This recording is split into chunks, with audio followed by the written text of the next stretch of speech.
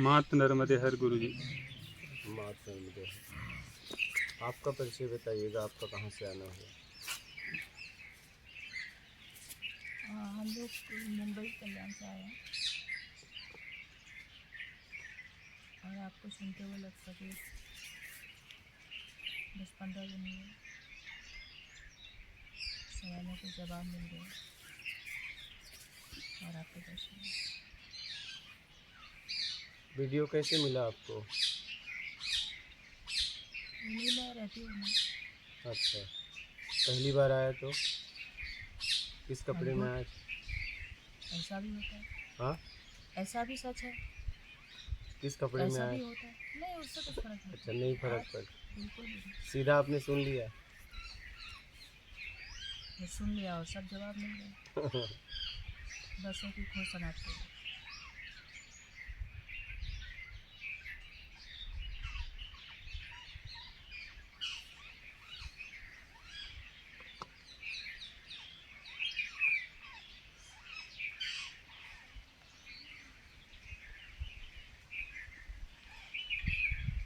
सुंदरकांड का एक दोहा है ना, ढोल गवाए शुद्ध पशु आदि से हाँ, ताड़ना के अधिकारी। हाँ,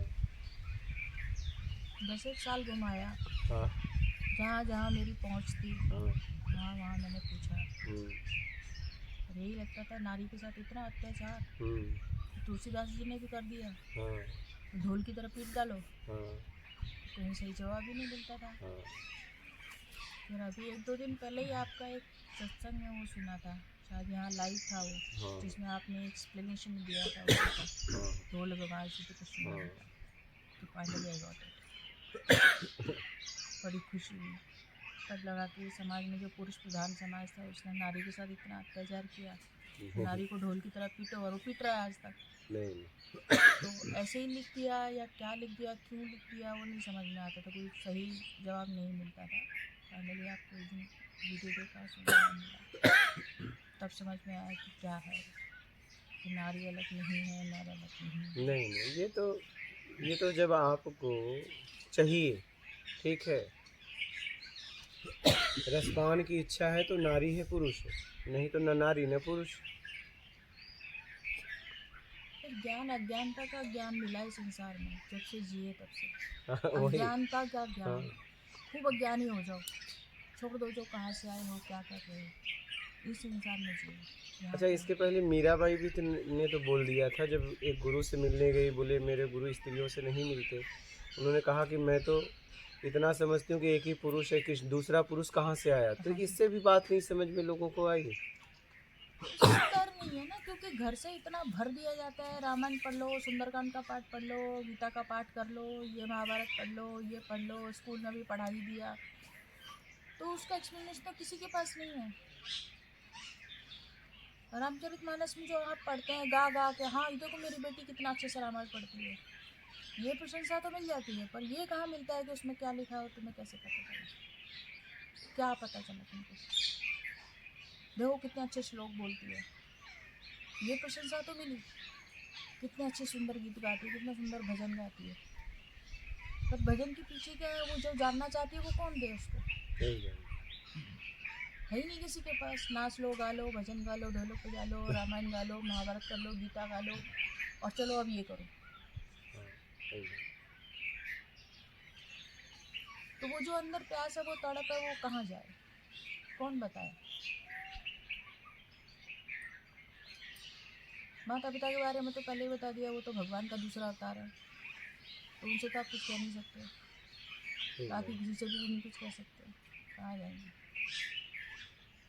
तो जो संसार चल रहा है उसको चलने दो, उसमें बहते रहो, और वो तड़प मन में लिए रहो, कहीं ना कहीं कोई ना कोई आप जैसे गुरु उम्र के उस पड़ाव में मिल जाएंगे, तब शायद जवाब मिल जाएंगे, जो मुझे मिले।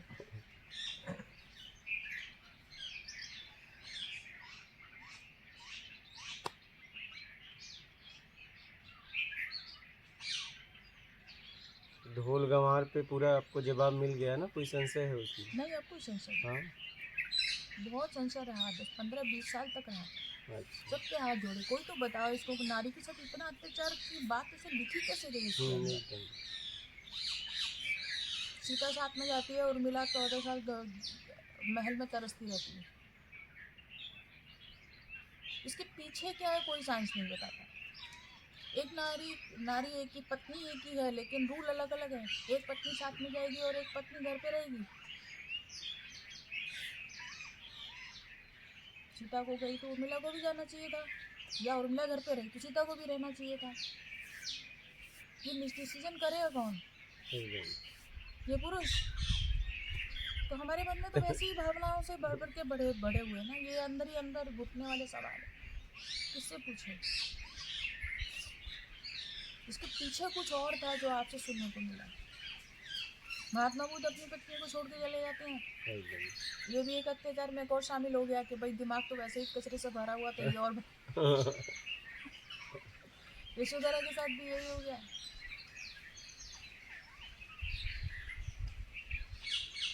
तो फाइनली बड़े बड़े भारी भारी बोझे थे, ईंट पत्थर जैसे, खाली हो गए।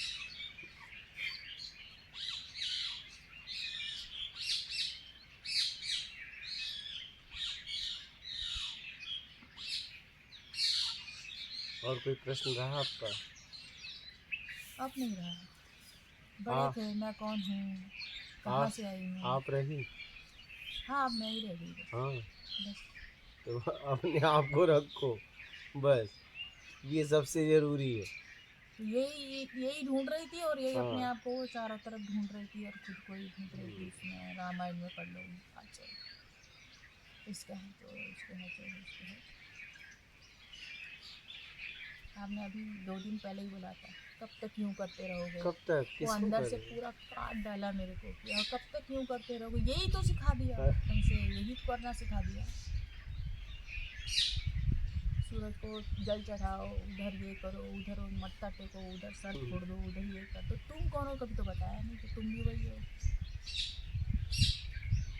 हमारी तो किस्मत खराब है, हम तो ये लेके ही पैदा हुए हैं, ऐसा ही होता है। पर दुनिया में होता क्यों है ऐसा? मैंने एक उसमें भी क्वेश्चन डाला था जो आपको सत्संग सुननी थी, विकार है ही क्यों फिर? जो उनसे पीछे ही छुड़ाना है तो इस धरती में उतना गोल क्यों दिया कि जिससे फिर अब आए शुद्ध थे, इन विकारों में घुल गए, और अब इन विकारों से पीछा छुड़ा के फिर शुद्ध होकर फिर जाना है। तो विकारों को हमने ही टेस्ट के चक्कर में अपनाया ना, स्वाद के चक्कर में। डालने वाले ने क्यों डाल दिया? लेकिन हमारे पास एक फैसला होता है, वो फैसला हम ले नहीं पाए, दबाव में, संकोच में, चाहे मान के चक्कर में हम ले नहीं पाए। हमारे पास फैसला था, लेकिन कहीं न कहीं हमें मर्यादा का, लाज शर्म का नाम दे के दबा दिया गया और हम दब गए। गलती उसकी नहीं है, गलती हमारी है। हम कैसे दब गए?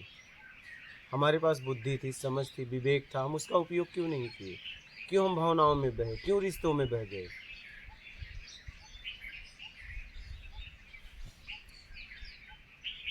हमारे पास जवाब था, लेकिन हम दब गए। छोटे बच्चे को जब बोल दिया जाता है, छोटे से बच्चे को बोल दिया तो मुझसे बात मत करना, ये अच्छी नहीं है। छोटे से बच्चे को बोल दिया था, अब वो बड़े होकर के तो इनसे बात नहीं करेगा, बड़े होने तक इनके बारे में एक नफरत पैदा रखेगा मन के अंदर। तो इसमें अब बच्चे का क्या कसूर है? हमें क्यों सिखा दिया गया ऐसा? हमें क्यों बता दिया गया ऐसा? ठीक है, कभी तो आपकी समझ मजबूत हुई। नहीं, समझ मजबूत हुई तो समझ मजबूत है, तब तक यहाँ से निकल लियो। वही तो है, लड़ना चाहिए। नहीं, आखिरी सांस तक भी आई नहीं, कई जन्मों तक नहीं आई होगी, मुझे नहीं पता जन्म होते कि नहीं होते, बट जो भी है निकल लिए। फिर जब अगली बार आए तो फिर स्कूल कॉलेज और मार खाते पढ़ते वहाँ तक पहुँचे, और तब तक जब तक शायद समझ आने को थी तब तक फिर निकल लिए। अब तो आ गई ना, अब तो सही समय पे आई है समझ। तो प्रश्न तो मेरा वहाँ पे खड़ा है ना कहाँ? कि वहाँ पे उस बच्चे को इतना मारपीट के चलो, तुमने अब तो हो सिखाया गया, क्यों? अब तो हो गया, लेकिन अब तो आप वो नहीं रही ना, अब तो मजबूत है ना। आप ऐसी गलती मत करना, दबाव संकोच में कभी जीवन ना जीना।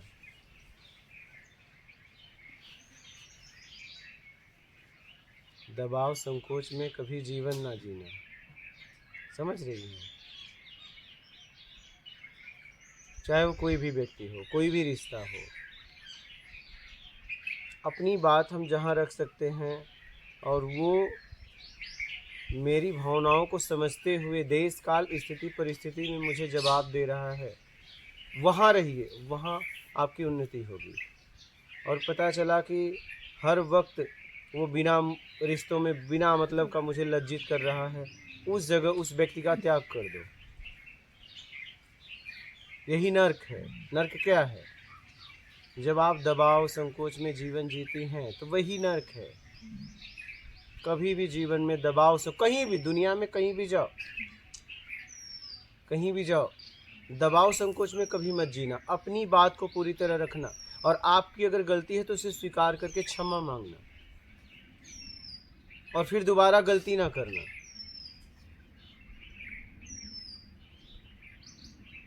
ये ध्यान रखना जीवन में। आप कुछ कह रहे थे? नहीं, मैं ये कह रहा था, सीता को भी जाने नहीं दिया गया था, सीता को भी रोका गया था। सीता ने बोला होगा तभी गई, पहले सीता को छोड़ो, भी उस सब बातों में कोई दम नहीं है। यहाँ पे हम इनकी बात कर रहे हैं, सीता की नहीं, राम की नहीं। आपका कल्याण हो जाए उसके लिए काम करो। सीता राम वो आपकी बात कभी किए क्या? नहीं, वो आपकी बात कभी किए क्या? नहीं हमारा। अगर सीताराम अगर ऐसा होता तो आपको आके जवाब दे देते। आप उनके चक्कर में क्यों पड़े? आप अपने चक्कर में क्यों नहीं पड़े? कब पड़ोगे? कब पड़ोगे? मैं कह रहा हूँ कि सीता जबरदस्ती गई हो न गई हो, अपने से गई, हमसे क्या मतलब? उससे क्या होगा? गई भी कि नहीं गई, उससे क्या होगा? इससे कुछ होने वाला नहीं है। आपका कल्याण किस में है उसके लिए बात करो। बात समझ रहे हो?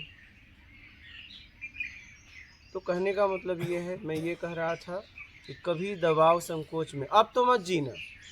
चलो, जब आप मजबूत नहीं थी, आपको बहुत सारी बातें सिखाई गई बिना मतलब का, कि तुम ये हो, महिला हो, तुम्हें मर्यादा में रहना है, ठीक है, पति परमेश्वर है, वो सब बातें हो गई, ठीक है, ये सब बातें हो गई। और फिर बोलते हैं पार्टनर भी है, फिर बोलते हैं परमेश्वर भी है, ठीक है। मैं तो आपको एक ही बात कहता हूँ, मर्यादा में जियो। क्या? मर्यादा में जियो, और दबाव संकोच में कभी जीवन ना जीना, कोई भी रहे। आपके मर्जी, जब आपकी मर्जी है तभी आपसे कोई कुछ बोल पाए या बात कर पाए या आपके पास बैठ पाए। मर्जी नहीं है तो चाहे कोई भी हो, भैया नहीं है तो नहीं है। दबाव संकोच में कभी भी पास में मत बैठो, बात मत करो, वो नर्क है, नर्क। हमें एक लड़का था यहीं, मैं सुबह यहाँ पे बातचीत करना मना है, तो वो क्या यहाँ 2 जन बात कर रहे थे, मैं दरवाज़ा खोला, देखा बात कर रहे। हमको 2 दिन से उसको समझा रहे थे। अयोध्या से आया था, महागुरु था। फिर मैं निकला वहाँ, उसका इंतज़ार करने लगा कि ये कब इनकी बात ख़त्म हो और कब मैं इनसे बात करूं, क्योंकि 2 बात करते हैं तो हम जल्दी टोकते नहीं कि भैया अपनी पहले ख़त्म कर लो, दोनों अपनी बात ख़त्म करो तब हम तुमसे बात करेंगे। तो जब इनकी बात ख़त्म हुई तो वहाँ आया। हम कहे आपको 2 दिन से मना कर रहे हैं कि बातचीत करना यहाँ मना है। उसने कहा कि अगर ऐसा है तो कल चला जाऊँगा। मतलब कल क्यों, आज क्यों नहीं? कल तक तुम्हें कौन देख पाएगा? मैं नहीं देख पाऊँगा। क्या?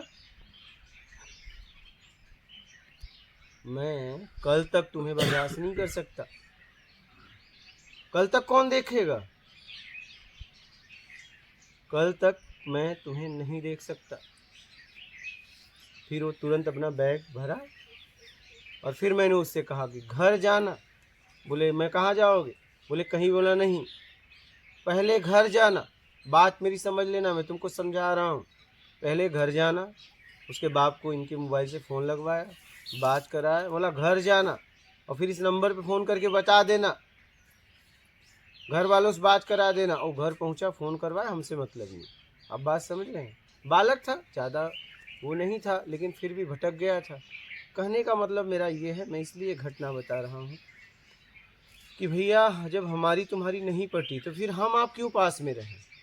क्योंकि वो घुटन देता है, वो नर्क जैसा लगता है। फिर हम आपको कैसे देख पाएंगे और आप मुझे कैसे देख पाओगे? इसलिए नर्मदे हर और चल अपने अपने घर। तुम कहीं और जी लो, हम कहीं और जी लेंगे। इसीलिए तो दुनिया इतनी बड़ी बनाई है कि घूमते रहो। क्या? हाँ, लग रहा है कि नहीं भैया हमारी आपकी नहीं जम रही है, हम आप साथ नहीं रहेंगे, बात खत्म हो। चाहे कोई भी रिश्ते का वो नाम देकर घुटन में जिंदगी मत जियो, नरक है। ऐसे ऐसे रिश्ते किस काम के? जिस रिश्ते को देख के ही घुटन हो रही है, वो कोई रिश्ता है? वो कोई रिश्ता है?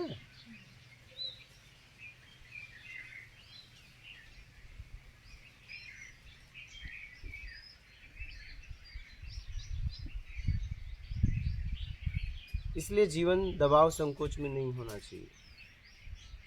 आप बोलिए, आप साथ में आए, आपका क्या क्या परिचय है? जी मैं इनका हस्बैंड हूँ। अच्छा, आप भी सुनते हैं? ये जब ज़बरदस्ती सुना देती तब, जबरदस्ती में? मतलब स्पीकर ऑन कर देती है। अच्छा हाँ, तो मैं ऐसे सुनता नहीं हूँ। अच्छा मैं टीचर हूँ, हम दोनों टीचर ही हैं। अच्छा। ये हिंदी पढ़ाती है, हाँ 8, 9, 10। हाँ। मैं 11, 12 में साइंस में फिजिक्स पढ़ाता हूँ। अच्छा, तो फिर आप स्पीकर में कभी कुछ सुने शब्द कि नहीं? बहुत बहुत कम ऐसा सुना बोला तो। कुछ शब्द तो आए होंगे कान में, हाँ हाँ। तो लग रहा है सुनने लायक है या नहीं? नहीं नहीं नहीं, ऐसा ऐसा कुछ नहीं। ओके, आप जैसे इधर बताते हम भी बच्चों को बताते रहते हैं। हाँ, तो जीवन में उतारते हो, कुछ बताते हो? पक्का बोलिएगा। किसके बारे में?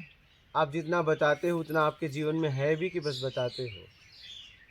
जीवन में मैं जनरली सात्विक जीवन ही जीता हूँ। मैं ये नहीं पूछ रहा, हाँ। मैंने ये पूछा ही नहीं जी जी जी। कि आप जीवन सात्विक जीते हो कि तामसी जीते हो, मैंने ये अभी हाँ, प्रश्न किया ही नहीं। हाँ मैंने सीधा आपसे पूछा जी कि आपने कहा कि बच्चों को मैं सिखाता हूँ, जी जी। तो मैं जी। ये पूछ रहा हूँ कि क्या उसमें आप जितना सिखाते हो उसमें आप भी जीते हो? हाँ या ना, बस बात मेरे हिसाब से तो हाँ। आपके हिसाब से? अभी सामने वाले का मतलब- दृष्टिकोण अलग हो सकता है। ओके। नहीं, सामने वाले नहीं, आप हाँ। जिस हिसाब से बताए, जी जी जी जी। तो आप ये कह पा रहे हो कि पूरी तरह तो नहीं बोल सकता कि मैं उसमें जीता हूँ। देखिए, अगर ये आप कह रहे हैं, मैं नहीं। क्रोध करना हाँ। अगर उचित नहीं है तो क्रोध तो जब बच्चों के साथ भी हो जाती है और घर पे भी हो जाती है, तो क्रोध नहीं आता है ये बोलना तो ओके। नहीं, क्रोध करना एकदम उचित है, लेकिन कब? जब आप सामने वाले हित के लिए कर रहे हो जी तो। बिल्कुल बिल्कुल। अगर अपने स्वार्थ की पूर्ति के लिए अगर आप किसी पे क्रोध कर रहे हो, ये गलत है। जी जी हाँ। जी। तो अगर आप क्रोध कर रहे हैं हम्म, और किसी के सुधार के लिए, ठीक है, तो ये क्रोध करना ही चाहिए। अगर मेरे क्रोध से किसी का आत्मिक स्तर, बाहरी स्तर अगर उठता है तो जरूर करना चाहिए, नहीं तो क्रोध किस काम का?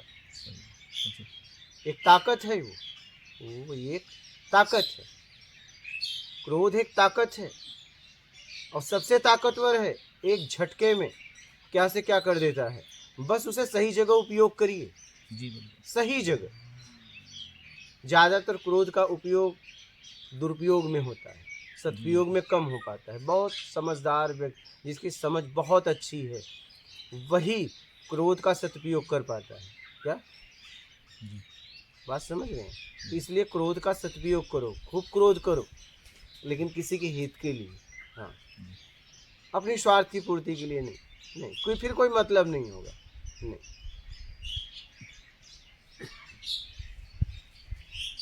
क्रोध करना चाहिए, जहाँ तक मैंने समझा। क्योंकि काम अगर करेंगे तो कुछ काम ऐसे होते हैं कि सामने वाला उसे हंसी से नहीं, क्रोध से समझता है, तो उस समय हमें क्रोध करना पड़ेगा, नहीं तो समझेगा नहीं। क्या वो समझेगा नहीं? परिवार में तो हस्बैंड वाइफ में क्रोध वाला डिपार्टमेंट तो वाइफ के पास ही ज़्यादातर होता है। जनरली ऐसा नहीं देखा जाता है कि आज के डेट में शहरी ज़िंदगी में कि ऑफिस से हस्बैंड आया और चिल्लाना चालू कर दिया। गांव का तो मुझे पता नहीं, मैं गांव में नहीं रहा हूँ, लेकिन जैसा आजकल सुनाई देता है कि हस्बैंड वाइफ में ज़्यादा गुस्से वाला कौन है, तो जनरली देखा जाता है कि वाइफ गुस्से वाली होती है, क्योंकि उसके पास दुनिया भर के काम होते हैं, घर का काम, बाहर का काम, मल्टीटास्किंग जिसको बोलते हैं इंग्लिश में। तो शॉर्ट टेम्पर्ड और ये वो ऐसा बोला जाता है कि शायद लेडीज़ लोग आजकल इतना उन पे जिम्मेदारी ज़्यादा है, तो शायद उनको गुस्सा शायद ज़्यादा आता है। मेरे समझ से आपके परिवार के लिए आता है। स्त्री के पास सबसे ज़्यादा अगर कुछ होता है तो संचय। क्या होता है? संचय। पुरुष के पास होता है क्रोध। बात समझ रहे हैं? पुरुष के क्रोध के सामने स्त्री का क्रोध बहुत कम है, लेकिन इनके पास संचय होता है। अब आप क्या है, इनकी जिम्मेदारी बच्चों से लेके पूरा राशन से लेके सब दे दिए हो, पैसे भी चाहिए, तुमसे ज़बरदस्ती पैसा भी मांगनी, तुम्हारे लिए तुमसे पैसा मांगनी, आपके बच्चों के लिए, आपके परिवार के लिए आपसे लड़ाई कर रही हैं क्या, और सबसे बाद में खाती हैं। इनका क्रोध देख ली कि ये सबसे बाद में खाती हैं, बचे या ना बचे, कभी परिवार को पता भी नहीं चलने देती। जी बिल्कुल। तो ये मेरे समझ से, जहाँ तक मैं समझता हूँ, ये क्रोध नहीं है, एक प्यार है, बस ये क्रोध में बता रही हैं क्या, लेकिन करें क्या, आप सुनोगे नहीं क्या, आप सुनोगे नहीं, बात ये है, बात ये है कि आप सुनोगे नहीं। लेकिन आप देखिए कि जब आप क्रोधित होते हो तो चुप भी हो जाती है क्या, आप ध्यान देना, वो रोज क्रोध करती हैं, लेकिन उनके क्रोध का कोई बुरा परिणाम नहीं आता, लेकिन आप अगर क्रोध करते हो तो आपके क्रोध का बुरा परिणाम आ जाता है। ध्यान दिए कभी, हाँ, नोट करना, वो क्रोध में ही आपके परिवार को संवार रही है, लेकिन आप जब क्रोध करते हो तो कुछ न कुछ आपका नुकसान ही कर बैठते हो। जहां तक पुरुष की बात कर रहा हूं मैं,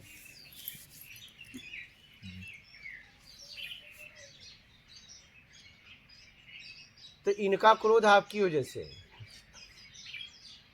इनका क्रोध आप, क्योंकि घर खर्च सब इन्हें आप दे दिए हो।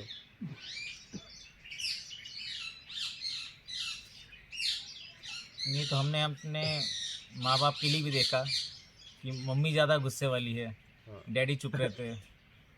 इनके तरफ भी अगर इनका मम्मी डैडी देखा जाए तो ज़्यादातर आजकल ऐसे मतलब देखने को मिल रहा है कि जो लेडीज़ है वो ज़्यादा स्ट्रॉन्ग है, ओके, मेंटली ज़्यादा स्ट्रॉन्ग है। पुरुष तो शायद फिजिकली स्ट्रॉन्ग होते होंगे, बट लेडीज़ जो है, क्या करें, बचपन से ही माँ बना दिया जाता है।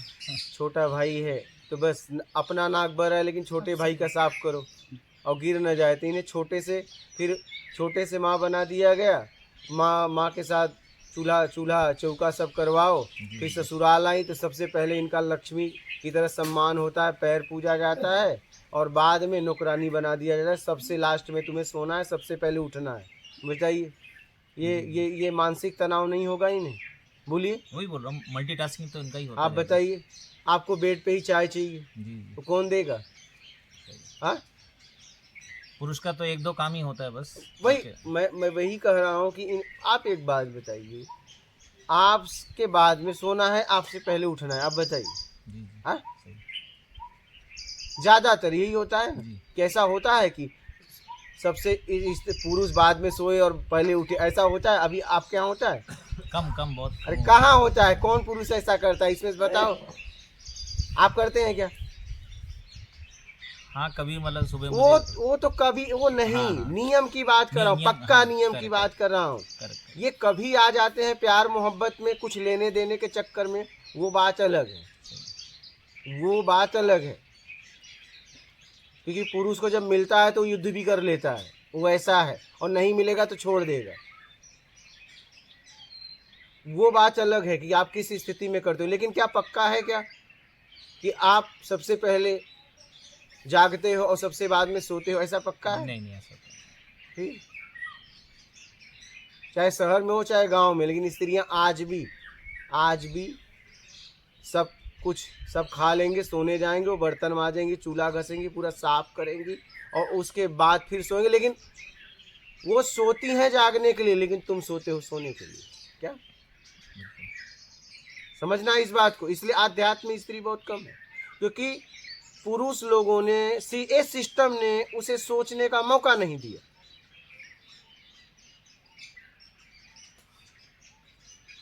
अध्यात्म में बहुत कम है, मंदिर में बहुत ज्यादा है।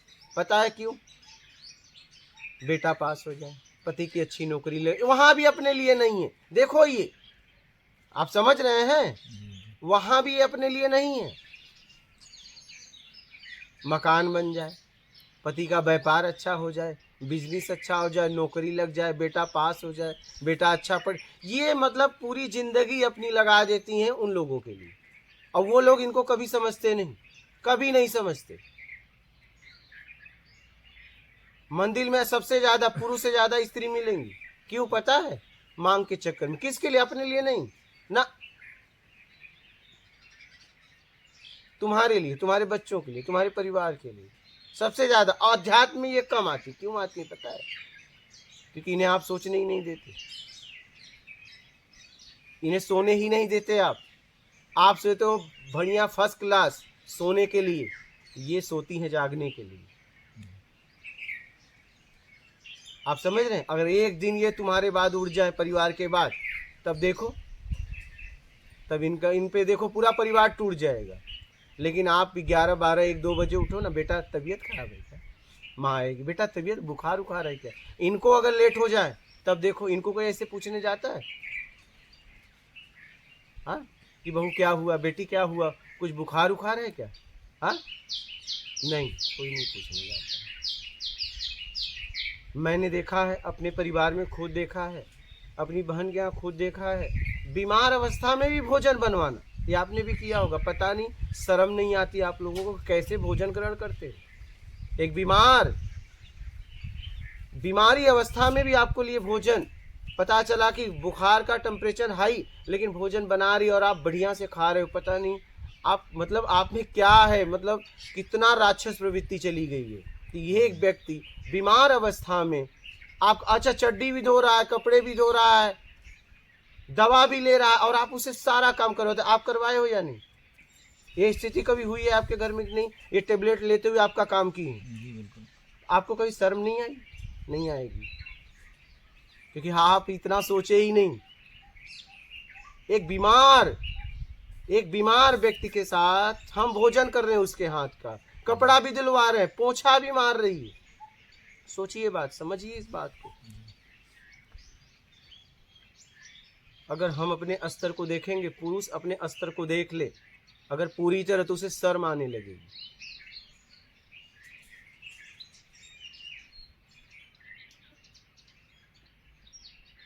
ये आपने देखा होगा, आपने किया भी होगा। आजकल शहर के जो जेंट्स है वो थोड़ा बहुत हाथ बटाते हैं मेरे हिसाब से। थोड़ा बहुत छोड़िए, मैं आप देखिए पॉइंट पे बात करिए। समझौता यहाँ नहीं करना है, यहाँ समझौता नहीं, कि हाथ बटाने की बात नहीं। एहसान कर दिए क्या? हाथ बटाकर एहसान कर दिए? आपका ही तो आपका ऊर्जा लेकर आप नहीं ढो पाए, उसने आपके तरह निकाल के आपकी ऊर्जा में फंस गई। अगर देखा जाए तो बच्चे किसके शरीर कहाँ से निकलता है? पिता से। बच्चे किसके हैं बताए? वो तो बस पालन करती है, आपकी ऊर्जा में फंस गई है। बच्चे किसके होते हैं? क्या माँ के होते हैं? बोली, किसके होते हैं? माँ पालने वाली है। वो क्षणिक जी नहीं सकता था, अपने गर्भ में पाल के और संसार में आने योग्य बनाती है, फिर संसार में मल मूत्र को साफ करके संसार में चलने योग्य बनाती है, हाँ, उठने बैठने योग्य बनाती है। लेकिन आप देखिए कि आप अगर कभी अपने बच्चों के मल को साफ किए होंगे तो मजबूरी में, क्या नहीं, गोद में लिए तो खूब खिलाए, लेकिन जैसे ही पेशाब किया, लो लो लो लो, देखिए नहीं हुआ है क्या? और माँ फूल की तरह साफ कर देते। आप क्यों नहीं करते? आप क्यों नहीं? क्यों लो लो लो लो? उसे तो कहना चाहिए था दूध ले ले ले, चल साफ कर। लेकिन वो माँ है, वो तुरंत गोद में लेके पकड़ के और मलमूत्र। क्या आप नहीं कर सकते? ये तभी तक बच्चे को खिलाएंगे जब तक नाक नहीं बहेगा, मुतेगा नहीं, संडास नहीं, ये तब तक अपने गोद में खूब उसको खिलाएंगे, राजा बाबू भैया सब कहेंगे। लेकिन जैसे पेशाब किया, ले ले ले ले, क्या कर दिया? समझिएगा इस बात को। तो ये आध्यात्म में बहुत कम आती है। क्यों आती है कम? इनको सोचने का मौका ही नहीं देते। तुम सोचना नहीं, तुम्हें सोचने नहीं देंगे, तुम्हें सोने नहीं देंगे, ऐसा सिस्टम ही बना दिया। तुम्हें जीने नहीं देंगे और तुम्हें लक्ष्मी का नाम भी दे देंगे, हाँ, तुम्हें पूजनी भी बना देंगे, लेकिन तुम्हें जीने नहीं देंगे। तुम्हारी तबीयत खराब है, चलो हम दवा दिया है, लेकिन तुम भोजन बनाओ, कपड़े धो, पोछा मारो, ये तुम्हारा काम है। यही है आपकी मानवता, कि बीमार व्यक्ति के हाथ का भोजन ग्रहण कर रहे हो। यहाँ जितने पुरुष हैं ज़्यादातर किए ही होंगे। लेकिन पहले से तो काफ़ी बेहतर हुआ है। लेकिन पिछले ये अभी भी है। 40 साल में अगर आप लेकिन देखा ये अभी देखेंगे- भी है। नहीं है तो सही। लेकिन मैं कह रहा हूँ पूरी तरह उन्हें छोड़ दो ना, पूरी तरह जीने दो ना, काफी क्यों? मतलब अभी भी आप राज करना चाहते हो, दिमाग में अभी है कि भैया इतना तो दे दिया, एहसान किए क्या? शहर में आपको ऐसा दिखेंगे कि हस्बैंड भी मैं शहर की बात बता रहा हूँ। बर्तन वगैरह अरे धो भाई रहे मैं हैं। मुंबई की बात बता रहा हूँ। जी, मैं मुंबई की बात बता रहा हूँ। मेरी बहन ऐसे मतलब बुखार से कांप रही है, दवा ले रही, भोजन बना रही, उसका पति बच्चे खा रहे हैं। मैं इस दृश्य को देखा हूँ, मैं ऐसे ही नहीं बोल रहा हूँ।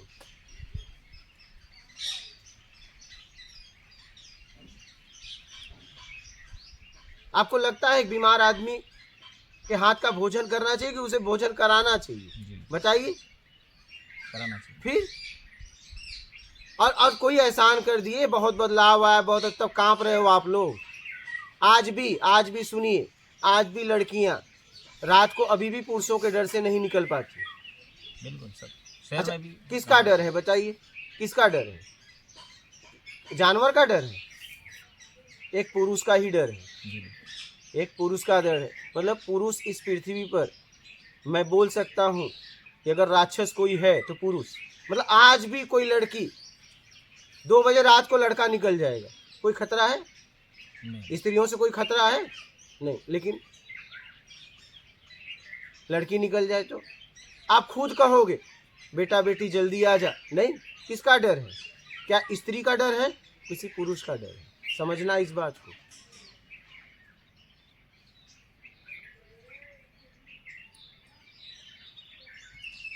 ये जितना भी अशांति है इस दुनिया में, उसका जिम्मेदार एक ही है, पुरुष।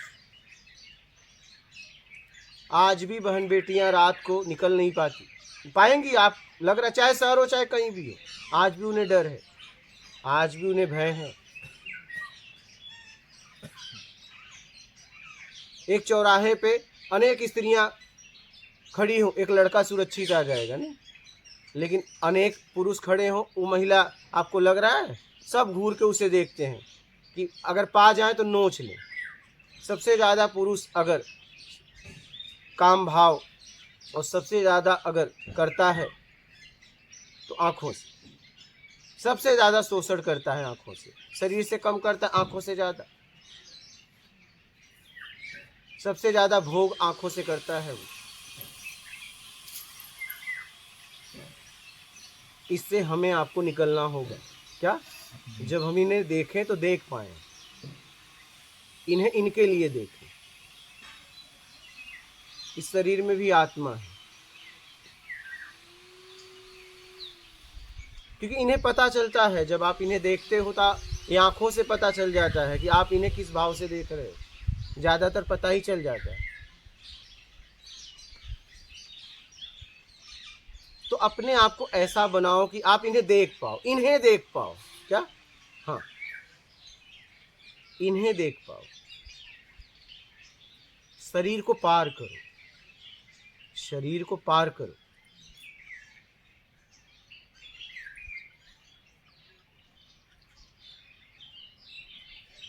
सबसे ज्यादा भोग पुरुष अगर करता है तो आंखों से, सबसे ज्यादा, हर वक्त। क्या? हर वक्त। वो तो रिश्तों में भी जाता है लेकिन वो बचा लेता है। क्या? बहन है, माँ है, नहीं, वहां भी वो नहीं छोड़ता अगर माँ बहन का स्टैम्प नहीं लगा होता। क्या? ज्यादा तो वहां भी नजरें फिसलती है लेकिन वो बचाता है। क्या? ये ऐसा इतना वो है, भोग में इतना वो हो गया है, इसलिए निकालो इससे अपने आप को। और इसका अनुभव जितने पुरुष बैठे हैं सबको है। मुझे भी पुरुष शरीर मिला है, मैं पूरी तरह अनुभव से बोल रहा हूँ। लेकिन हाँ, इससे अपने आप को निकाल सकते हो, इससे अपने आप को निकाल सकते हो, इससे अपने आप को निकालो। और गृहस्थ जीवन में हो तो अगर पत्नी जितना दिन बीमार हो उसके हाथ का भोजन मत करो, उसको कराओ। ये मानवता है। अगर आप एक बीमार आदमी के हाथ का भोजन कर रहे हैं तो ये दानवता है। लगता नहीं आपको? जिस व्यक्ति से शरीर नहीं संभल रहा है, आप उससे अपनी सेवा ले रहे हो, ये शर्म की बात नहीं है? बताइए। उस व्यक्ति को आराम की जरूरत है और आप उससे सेवा करवा रहे, और हम अपने आप को समझदार भी कहते हैं क्या? हम अपने आप को बुद्धिमान, समझदार, विवेकवान, कई स्टैम्प मार दिए हैं क्या? महान, कई स्टैम्प मार के बैठे हैं, लेकिन कर क्या रहे हैं वो देखिए। देख पाओ तो देखना आप कि कर क्या रहे हो, आपके द्वारा हो क्या रहा है, आपने जिंदगी कैसी जी, जरा जाइए अतीत में। ठीक है, अब पीछे जिया तो जिया, लेकिन अब वो हिसाब मत जिए। किसी की भावनाओं को समझो, रिश्ते की अहमियत को समझो, मानवता को समझो। जब किसी की तरफ देखो तो सच में उसे देख पाओ, उसे देख पाओ। उसका बैकग्राउंड मत देखो, चाहे वो पैसा हो, चाहे उसकी शरीर हो, चाहे उसका टैलेंट हो, नहीं, एक बार उसे तो देखो, उसे तो देखो।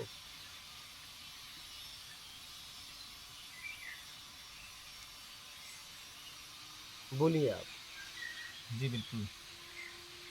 लेकिन मैं जो कह रहा था कि अभी के जो पुरुष है, आप 30 साल पीछे जाइए और अभी जाइए। हाँ। अभी के जो पुरुष है वो घर के कामकाज में, वो अगर अपने बाप से, अपने दादा से, नाना से कंपेयर करे, वो दे आर मोर पार्टिसिपेटिंग। भले बच्चों की परवरिश में हो, आजकल हमें शहर में ऐसा दिखता है कि बच्चा बाप के गोद में है। हाँ। सुपरमार्केट में गए हुए, मम्मी शॉपिंग कर रही है, ओके। पहले बाप के गोद में शायद बच्चा होता ही नहीं था। पहले हगीज नहीं था ना, बात ये था। अगर हगीज होता ना तो पहले भी होता, बात ये है। हाँ, नहीं, सही बता रहे हैं। आजकल के जो, क्योंकि पिता को मालूम है कि अब कुछ खतरा नहीं है, तभी वो गोद में ले सकता है बाहर। हगीज है, पहले हगीज नहीं था। बोलिए आप। नहीं, आजकल के जो फादर्स है, हाँ। ओके, ठीक है, मैं ये नहीं बोल रहा हूँ कि 50-50 हो रहा है, ये तो बिल्कुल नहीं हो सकता, ओके। लेकिन पहले समझ लीजिए 5% और आप 95% उनसे तुलना अपनी क्यों करते हैं? इम्प्रूवमेंट हुआ है, बेहतरी हुआ है। मैं कह रहा हूँ कि नहीं, माँ का जगह तो बाप नहीं ले सकता। आप अभी भी पूरी तरह दीजिए, अभी भी आप बेईमान हो। आप तुलना क्यों कर रहे हो? अगर आप देखो तो उन्होंने सताया है, तो क्या आप उनसे कम सताओगे?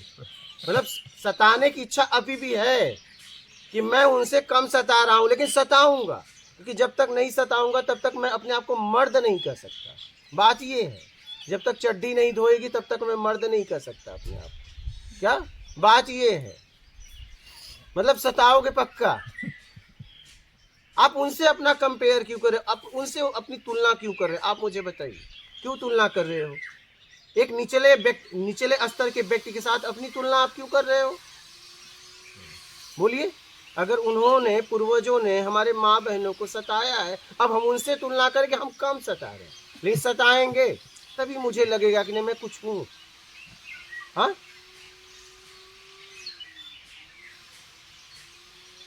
समझिएगा इस बात को। आप उनसे तुलना अपनी कर रहे हो और कह रहे हो पहले से अच्छा है। क्या अच्छा है? क्या अच्छा? एक नाव में 99 छेद हो, एक में एक हो, परिणाम क्या आएगा? वही आएगा ना। आप वहीं खड़े हो, आप वहीं के वहीं खड़े हो, ऐसा आपको लग रहा है।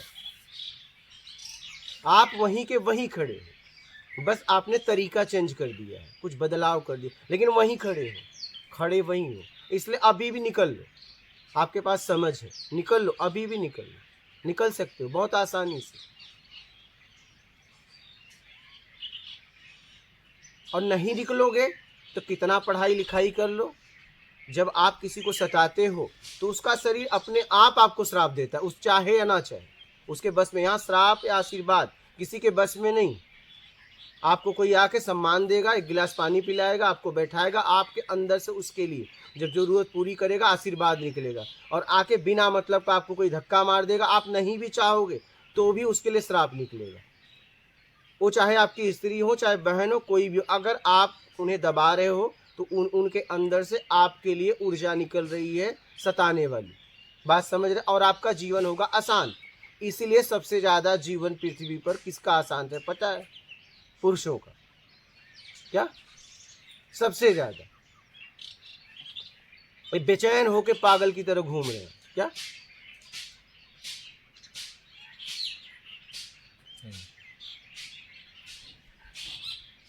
क्योंकि आपके घर में कोई है। अब बताओ ना, बीमार आदमी भोजन पका के खिलाएगा, उसका शरीर कितना आपको बद्दुआ देगा, आप सोच सकते हो? क्योंकि ये अपने आप होता है। हाँ, अपने आप होता है। यहाँ कोई किसी को आशीर्वाद या श्राप दे ही नहीं सकता। इस बात को बहुत गहराई से समझ लेना। ये अपने आप आशीर्वाद या श्राप निकलता है सामने वाले के कर्म के अनुसार।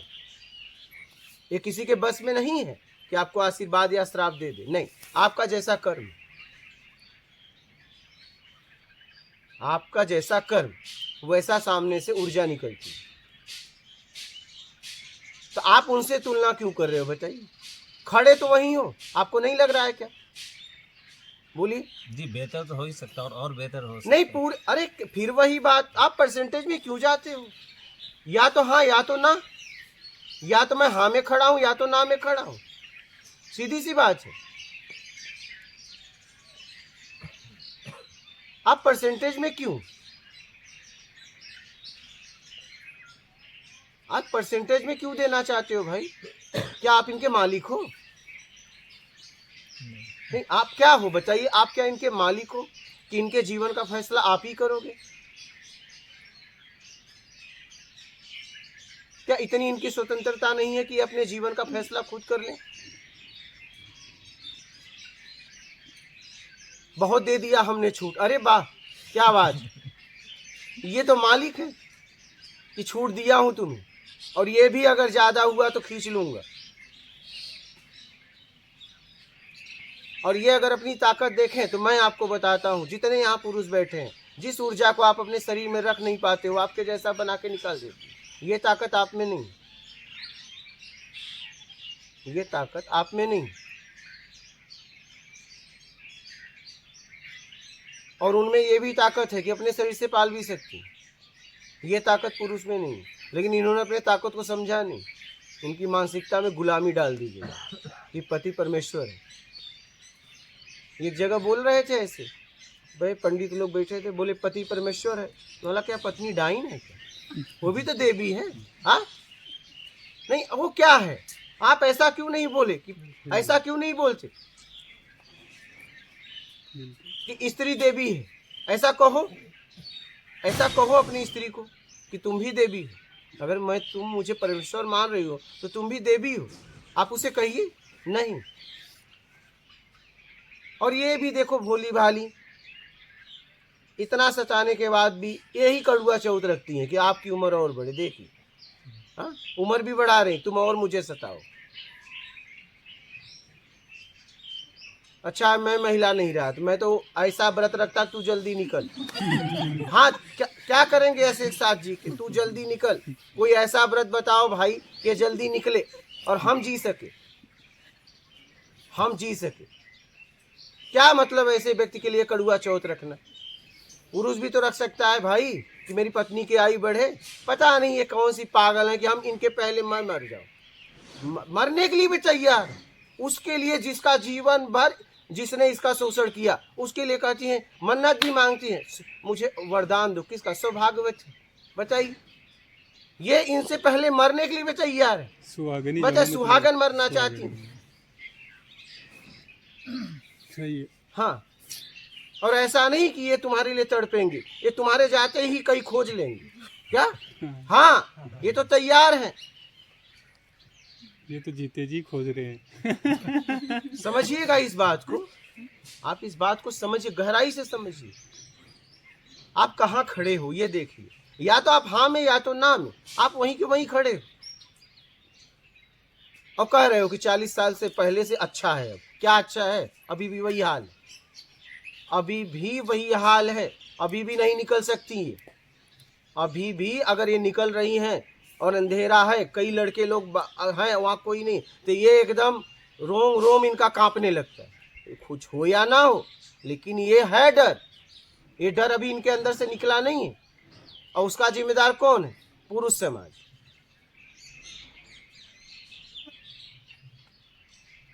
पुरुष में आप भी आते हो ना, हम ही लोग, इसके जिम्मेदार हम आप हैं। नवरात्रि चल रही है, बड़ा दुर्भाग्य है इस देश का। 9-9 साल की कन्याएं खोजते हैं, उनके पैर पूजते हैं, पैसे चिपका देते हैं, खाना खिला देते हैं, और उसी 1.5-2 साल की लड़की के साथ ये पुरुष हाँ तो अत्याचार करते हैं। वही तो तब पैर पूजते समय तो देवी और दुर्गा है, सब कुछ है। दुर्गा की उपासना करते हैं, 9 दिन उपवास रखते हैं, 9 दिन नवरात्रि 2-2 बार रखते हैं। ये वही पुरुष समाज है ना। ये क्या कहते हैं, भारत माता की जय और भारत माता को लूट लो, क्या? हाँ, पहले ये जिसको माँ बनाए मतलब उसका शोषण करेंगे। हाँ, ये जिसके ऊपर हाथ सहलाए तो मतलब नोचने लगेंगे। ये ऐसे कहीं नहीं जाते। मैं इसलिए ये बता रहा हूं कि आप अपने आप को निकालो वहां से।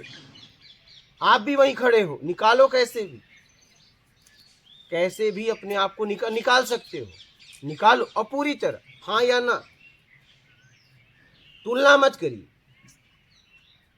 आपको तुलना करना है तो एक महान व्यक्ति के साथ करिए, महान व्यक्ति के साथ करिए ना। आप गिरे व्यक्ति के साथ अपनी तुलना क्यों कर रहे हो? क्यों वो अपनी पत्नी को ज्यादा पीटता है, मैं कम पीटता हूँ? ये कोई बात है?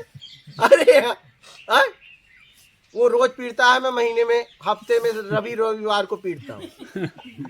नहीं, ये कोई, मैं छुट्टी के दिन पीटता हूँ, ये कोई बात होती है? हाँ, ये क्या बात हुई? अरे पीटता वो भी है, पीटते आप भी हो।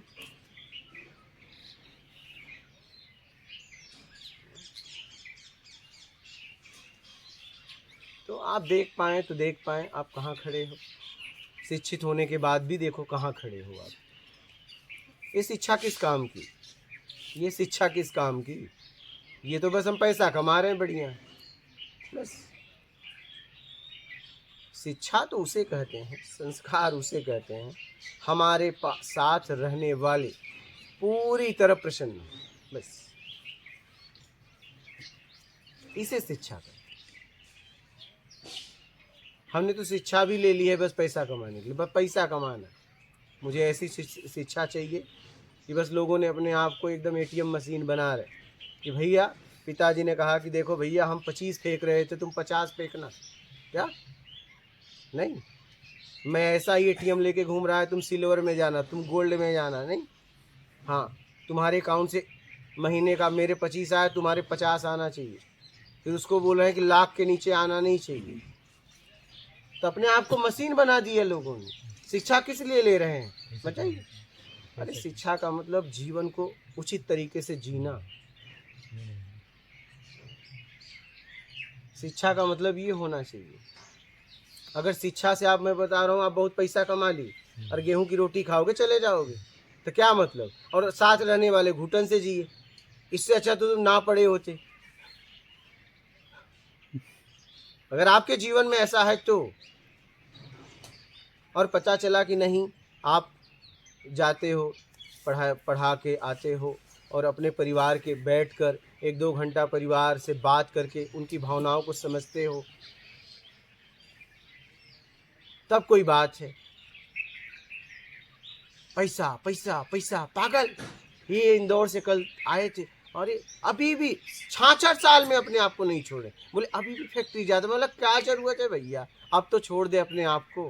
मतलब पैसे के लालच में अपने आप को भी रगड़ रहा है। यहाँ तक कि आपको मैं बताऊं कि आज चाहे मैं हूँ चाहे आप हो, अगर हम आर्मी हो, मिलिट्री हो, इनका बहुत सम्मान करते हैं। देश के रक्षा में जितने भी नौजवान खड़े हैं, हम आप लोग समाज बहुत सम्मान करता है। लेकिन अब हो क्या रहा है, ये रिटायर होने के बाद कहीं जाके बैंक में गार्ड की नौकरी कर रहे हैं। बताइए, मतलब अपने आप को कहाँ गिरा दिया। सोचिए इस बात को, कहाँ गिरा दिया। अब गेट खोलने लगे, अब बताइए कहाँ गिरा? पैसे के चक्कर में। और उन्हें कोई ज़रूरत नहीं, क्या उन्हें कोई आवश्यकता नहीं, लेकिन क्या बन गए पता है? गार्ड। कहाँ से कहाँ गिरा दिया इस पैसे में। देखा होगा कि नहीं देखा होगा? बताइए। देश के नौजवान बढ़िया, इन्हें सम्मान मिलता था, सलामी मारते थे, अब ये सेठों को सलामी मार रहे। आइए बताइए कहाँ से कहाँ गिराया पैसे में। इसलिए पैसे का भैया सदुपयोग करो, इसके चक्कर में उतना पढ़ो जितना ज़रूरत हो, ज़्यादा ना पढ़ो, नहीं ये आपका पतन कर देगी, ये आपका पतन कर देगी।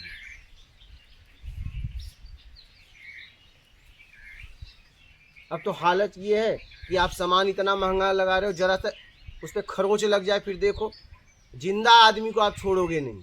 क्या काई को इतना महंगा लिए यार, इतना महंगा लेते टूट जाता, कोई फर्क नहीं पड़ता। औकात से ज़्यादा खरीदने की क्या ज़रूरत थी, औकात से ज़्यादा खरीदने की क्या ज़रूरत थी। प्रॉपर्टी बनाने के चक्कर में आपको मैं बताऊं, लोन ले लिए, अब ले लिए 20 साल तक।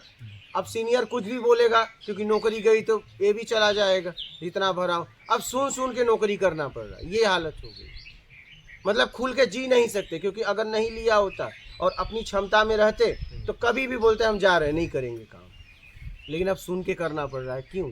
क्योंकि किस्त अगली भरनी है, और ये नौकरी छूट जाए, अगली न मिले तो समझिएगा इस बात को, क्या ज़रूरत है। अरे भैया जितनी क्षमता थी उतने में बढ़िया से रहता आराम से, क्यों सोसाइटी मेंटेन कर चक्कर में अपने आप को गिरा दिया। लेकिन ऐसा ही हो रहा है। पिताजी ने एक फ्लैट बनाया, तुम बंगले और कार तक पहुंचोगे, वो 22 तक पहुंचे थे। अच्छा उससे क्या हो गया? पिता वाला मकान आप बेचे, आप वाला आपका बेटा बेच देगा। इसलिए हम जिसके साथ हैं, जितना मेरे पास है और जितनी मेरी ज़रूरत है उसमें जीना चाहिए। पैसा पैसा पैसा, बताओ मिलिट्री आर्मी से रिटायर होने के बाद इनको अच्छा गार्ड की क्या ज़रूरत है नौकरी की, आप बताइए। है एक की नौकरी भी खा गए। नहीं, अगर ये नहीं करते तो किसी को तो नौकरी मिलता, समझना इस बात को। एक की नौकरी भी खा गए, एक ज़रूरतमंद को मिलता या नहीं मिलता, आप बताइए। अगर उस पद को ये स्वीकार नहीं करते तो एक ज़रूरतमंद को नौकरी मिलता ना। लेकिन वहाँ से फिर यहाँ आ गए, और कितना पैसे ने गिरा दिया, बताओ गिराया कितना। ये तो बढ़िया, इनको बढ़िया कमाए थे, बढ़िया देश सेवा किए थे, बढ़िया ये आते, इनके पास पैसे भी थे और बढ़िया कुछ ये सुबह से लेके शाम तक सत्कर्म करते, अपनी ज़िंदगी बढ़िया से जीते। लेकिन बताइए पैसे ने इनको गार्ड बना दिया। हाँ, ये पैसा है, और मैं देख रहा हूँ कि लोग पागल हो जा रहे हैं पैसे के लिए, कुछ भी कर सकते। यहाँ भी आए थे एक मिलिट्री से, जिसे कर्नल में बोलता था, वो बोले अब मैं जा रहा हूँ, बंदूक लेके खड़ा रहा। मतलब देखिए ये जा रहे हैं, आए थे आध्यात्म समझ के, बोले अब जाके एक जगह मुझे इतना पैसा मिलेगा और मैं बंदूक लेके खड़ा, और उनका पेंशन भी आ रहा है। हम कहे देखो ये आदमी की स्थिति देखिए, बोले कुछ करना नहीं है, बंदूक लेके खड़ा कराना। मतलब देखिए, लेकिन उस बंदूक लेके खड़े में तुम क्या हो गए पता है? गार्ड, हाँ, वॉचमैन हो गए। पैसे के लालच ने कितना गिरा दिया आपको पता है? आपका स्तर कहाँ गिरा दिया आपने, और कमी भी नहीं। कर्नल की तो सैलरी बहुत होती है, उनका कुछ पद नीचे था, ऐसे ही हम कर्नल बोलते थे। फौज में थे, पद नीचा था, फौज में था। इनका अच्छा डिमांड भी रहता है इनका रिटायर होने के बाद ना, रिटायरमेंट बॉडीगार्ड और ये अच्छा यही एक देश सेवक अगर किसका बॉडीगार्ड बनते हैं? कोई बड़ा आदमी का बॉडीगार्ड बताइए, सेलिब्रिटी का। आप बताइए, यही ये देश सेवा से डायरेक्ट कहाँ गिर गए? जरा सोचिए, इस बात पे चिंतन करिए, कहाँ गिर गए? खाना पीना भी गुरुजी हाफ प्राइस में मिलता है। अब बताइए, ग्रोसरी होती है, तब सब चीज इतने कम दाम में। और एक नौकरी भी खा गए, एक आदमी की नौकरी भी खा गए। तो मैं ये कहना चाहता हूँ, लेकिन इसके लिए परिवार का कोई जिसको जिम्मेदारी या हो सकता है उनकी बेटियां हो, जिनकी शादी कराना हो, या फिर बच्चे हो जिनको अच्छे, ये जो आए थे उनको कुछ ऐसा नहीं करना था। ये सब सक्षम रहते हैं, इतना पेमेंट मिलता है कि सब ये नौकरी तक कर लेते हैं। इनका पेमेंट कम होता है क्या? मेरा तो ये कहना है कि जहाँ भी हो, देखो आपके आसपास वाले को समय दो, उनके साथ बैठो, उनसे बातें करो, उनकी भावनाओं को समझो। पैसे के चक्कर में इतने पागल मत हो जाओ टाइम ही नहीं कि मिलता। नोट है नोट। शादी किस लिए की है बताइए? कल एक व्यक्ति ने कमेंट किया कि मैं दोनों गवर्नमेंट में हूँ, 100 किलोमीटर दूर हो रहती है, मैं रहता हूँ, क्या करूँ? अरे हमने कहा क्या करूँ, नौकरी छोड़। अरे मतलब छोड़ भाई, तू साथ में रह। तूने शादी क्यों की फिर? जब 100 किलोमीटर दूर ही रहना था तो शादी करने की क्या ज़रूरत थी? हाँ, एक भैया एक कमाओ और दोनों मौज से बढ़िया से ज़िंदगी जियो, लेकिन पैसा पैसा पैसा, हाय रे पैसा। कि मतलब हम अपने परिवार के साथ भी बैठ के जो हमारे आसपास हैं, हम उनसे भी बातचीत नहीं कर पाते। बताइए, उनकी भावनाओं को नहीं समझ पाते। काम काम पैसा, काम किसके लिए? पैसे के लिए बस। ऐसा भी नहीं कि कुछ और बदलाव के लिए, समाज के लिए, नहीं नहीं नहीं, पैसा बस। 1 से 2 कैसे करें क्या? लेकिन 1 से 2 के चक्कर में आपका क्या खो रहा है आप समझ सकते हो?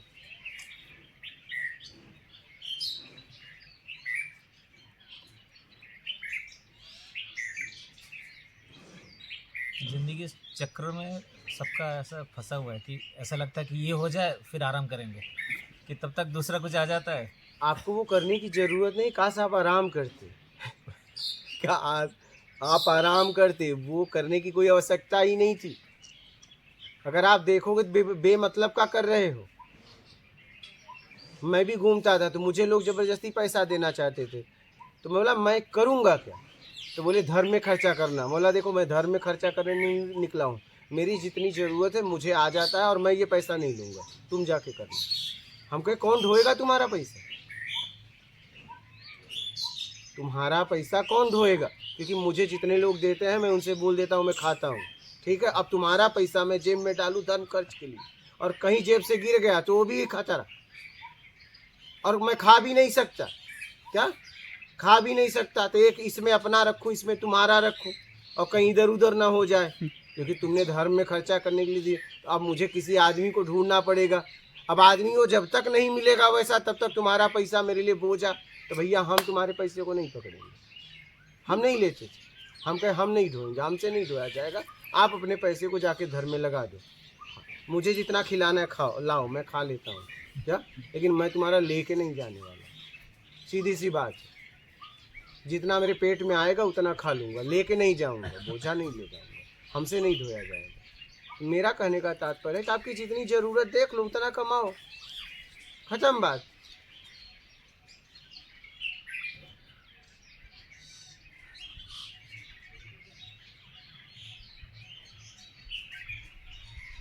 बोलिए, और कोई प्रश्न हो आपका, आप कुछ कहना चाहें तो। नहीं, आपने जो बोला सही है। बाकी पुरुषों के ऊपर भी अलग अलग बहुत सारा प्रेशर जो है। क्या यहाँ मैं कोई झगड़ा स्टार्ट नहीं करना चाहता कि आप अच्छा बताइए क्या प्रेशर है, बताइए क्या। नहीं, मतलब नहीं, मुझे बताइए। हु इज कंट्रीब्यूटिंग मोर, इसके ऊपर अगर बहस करने लगे तो इसमें कोई इसका बोलना अंत नहीं बोलना होने है, अपनी बात को रखनी है। हाँ। आप अपनी बात रख ये सकते हैं। ये अपनी बात को रख सकते हैं। आप या हम किसी को दबा नहीं सकते, आप अपनी बात को रख सकते हैं। यहाँ बहस की बात नहीं, अपनी बात को रख सकते हैं, जैसे मैं अपनी बात को रखा। किसी गृहस्थी में कि गलत कौन है ये तो डिपेंड करता है आप किसके तरफ से सुनना चाहते हैं। और यहाँ गलत सही की बात ही नहीं है। यहाँ अभी जब से मैं बोलना चालू किया, क्या मैं पुरुषों को गलत या स्त्रियों को सही या स्त्रियों को सही गलत बोला क्या? यहाँ गलत सही की बात नहीं, यहाँ समझने वाली बात है। यहाँ गलत सही की बात नहीं। जब हम दोनों साथ में जी रहे तो कौन सही कौन गलत? नहीं। अगर हम एक जनरल स्टेटमेंट दे दें कि औरतों के साथ अत्याचार हो रहा है और पुरुष जो है राक्षस है, नहीं, हमने ये नहीं कहा। इतना हमने ये नहीं आसान कहा। स्टेटमेंट हमने ये नहीं कहा। राक्षस नहीं है। हर वक्त 2 बजे रात को, शाम को लड़कियां बाहर नहीं निकल सकती, पुरुष राक्षस नहीं है तो क्या है? अपने आप को तुम राक्षस नहीं कह सकते? जी, बिल्कुल वो एक चीज है। अच्छा बताओ, ऐसा कभी डर हुआ क्या कि आपका बालक आ रहा है, आपको डर है कि लड़कियां चौराहे पे खड़ी हैं, बेटा जल्दी आ जाओ नहीं तुम्हें पकड़ लेंगी? वो एक पक्ष है, लेकिन वही सोकल राक्षस सुबह निकलता है और दिन भर 10 घंटा एहसान करता है, 12 घंटा काम तो एहसान करता है, स्त्री का भोग करता है, एहसान करता है क्या? बिल्कुल नहीं। एहसान कर रहा है क्या? मलाई खाएगा तो बर्तन नहीं मांजेगा? एहसान किया क्या? मत शादी करते, नहीं जाना होता, मत करते ना। एहसान उनके ऊपर कर रहे हो, आप बताओ। नहीं, मैं बोल रहा हूँ दोनों अपना अपना तो हिस्से का कर तो काम- रही हैं, आप पढ़ाते हो, वो भी पढ़ाती है, कर तो रही है ना। जी। फिर लेकिन एक एकदम नीचे है और एकदम बहुत दूसरा कोई एकदम बहुत अच्छा है, ऐसा बात अच्छे बुरे की है ही नहीं है, फिर आप अच्छे बुरे में गए। यहाँ बात अच्छे बुरे की नहीं है। आप अच्छे बुरे से ऊपर क्यों नहीं उठते हो? आप जीवन को अच्छे या बुरे में, किसी व्यक्ति को आप अच्छे बुरे में क्यों देखते हो? आजकल शहर में बहुत सारा खबर आ रहा है कि पुरुष सुसाइड कर लिए। पुरुष सुसाइड कर लिया, पुरुष जाने। मैं आपसे कर रहा हूँ कि आप कैसी जिंदगी जीते हो वो बताओ। जितना मैंने बोला ऐसा है आपके जीवन में कि नहीं? जी, हर चीज़ का थोड़ा बहुत तो पार्ट होता ही मैं है। वो की बात कहा, या तो आप ईमानदार हो, बेईमान हो। परसेंटेज की यहाँ बात ही नहीं हो रही। परसेंटेज में आप लोग क्यों जाते हो? और यहाँ अच्छे बुरे की बात नहीं हो रही, यहाँ सच झूठ की बात नहीं हो रही। ऐसा नहीं है अच्छी हैं आप बुरे हो, आप बुरे अच्छी हैं। मैं कह रहा हूँ हम समाज की, हम मानसिकता बता रहे, उसमें मैं भी आता हूँ। मैं अपने आप को अलग नहीं रखा हूँ। अगर मैं पुरुष को बोल रहा हूँ तो उस पुरुष शरीर में मैं भी तो आता हूँ कि नहीं आता हूँ? यहाँ बात समझने के लिए हो रही है कि कैसे पूरी तरह बदलाव किया जाए। हम बदल भी तो सकते हैं। हम परसेंटेज में क्यों जिए? हम अच्छे बुरे में क्यों जिए? अगर रिश्तों में अच्छा बुरा है तो कोई मतलब ही नहीं। कोई सही है कोई गलत है तो फिर उसका मतलब बनावटी रिश्ता है। अरे हम आप साथ रहे और वहाँ सही और गलत।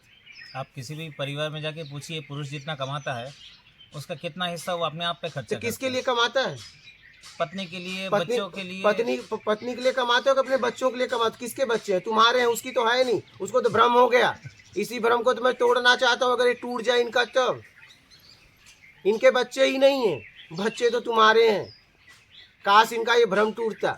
आप किसी भी घर में जाके देखिए, कबर्ड में जो कपड़े हैं, कितने कपड़े जेंट्स के और कितने कपड़े मुझे लेडीज पता के। है, मुझे पता है स्त्रियों के पास सबसे ज्यादा कपड़ा है। उनके जूते देखिए कितने नहीं, सारे हैं। इसके लिए मैंने बोला हूँ, इसके लिए मैंने बोला हूँ। थोड़ा उनके लिए भी बोलिए। नहीं, मैं इनके लिए बोला हूँ कि आपके वजह से आपका पति, आपका गार्जियन कर्जे में चला गया। बिल्कुल सही है। आपके वजह से वो टेंशन में जी रहा है। अभी आप अच्छा लग इतना महंगा साड़ी रखी हो, साल में 1-2 बार पहनती हो, इतना गहना रखी हो, आपके वजह से वो बहुत टेंशन में चला गया। उसकी जीवन आपने घुटन से भर दी। मैं बोला हूँ, थैंक यू।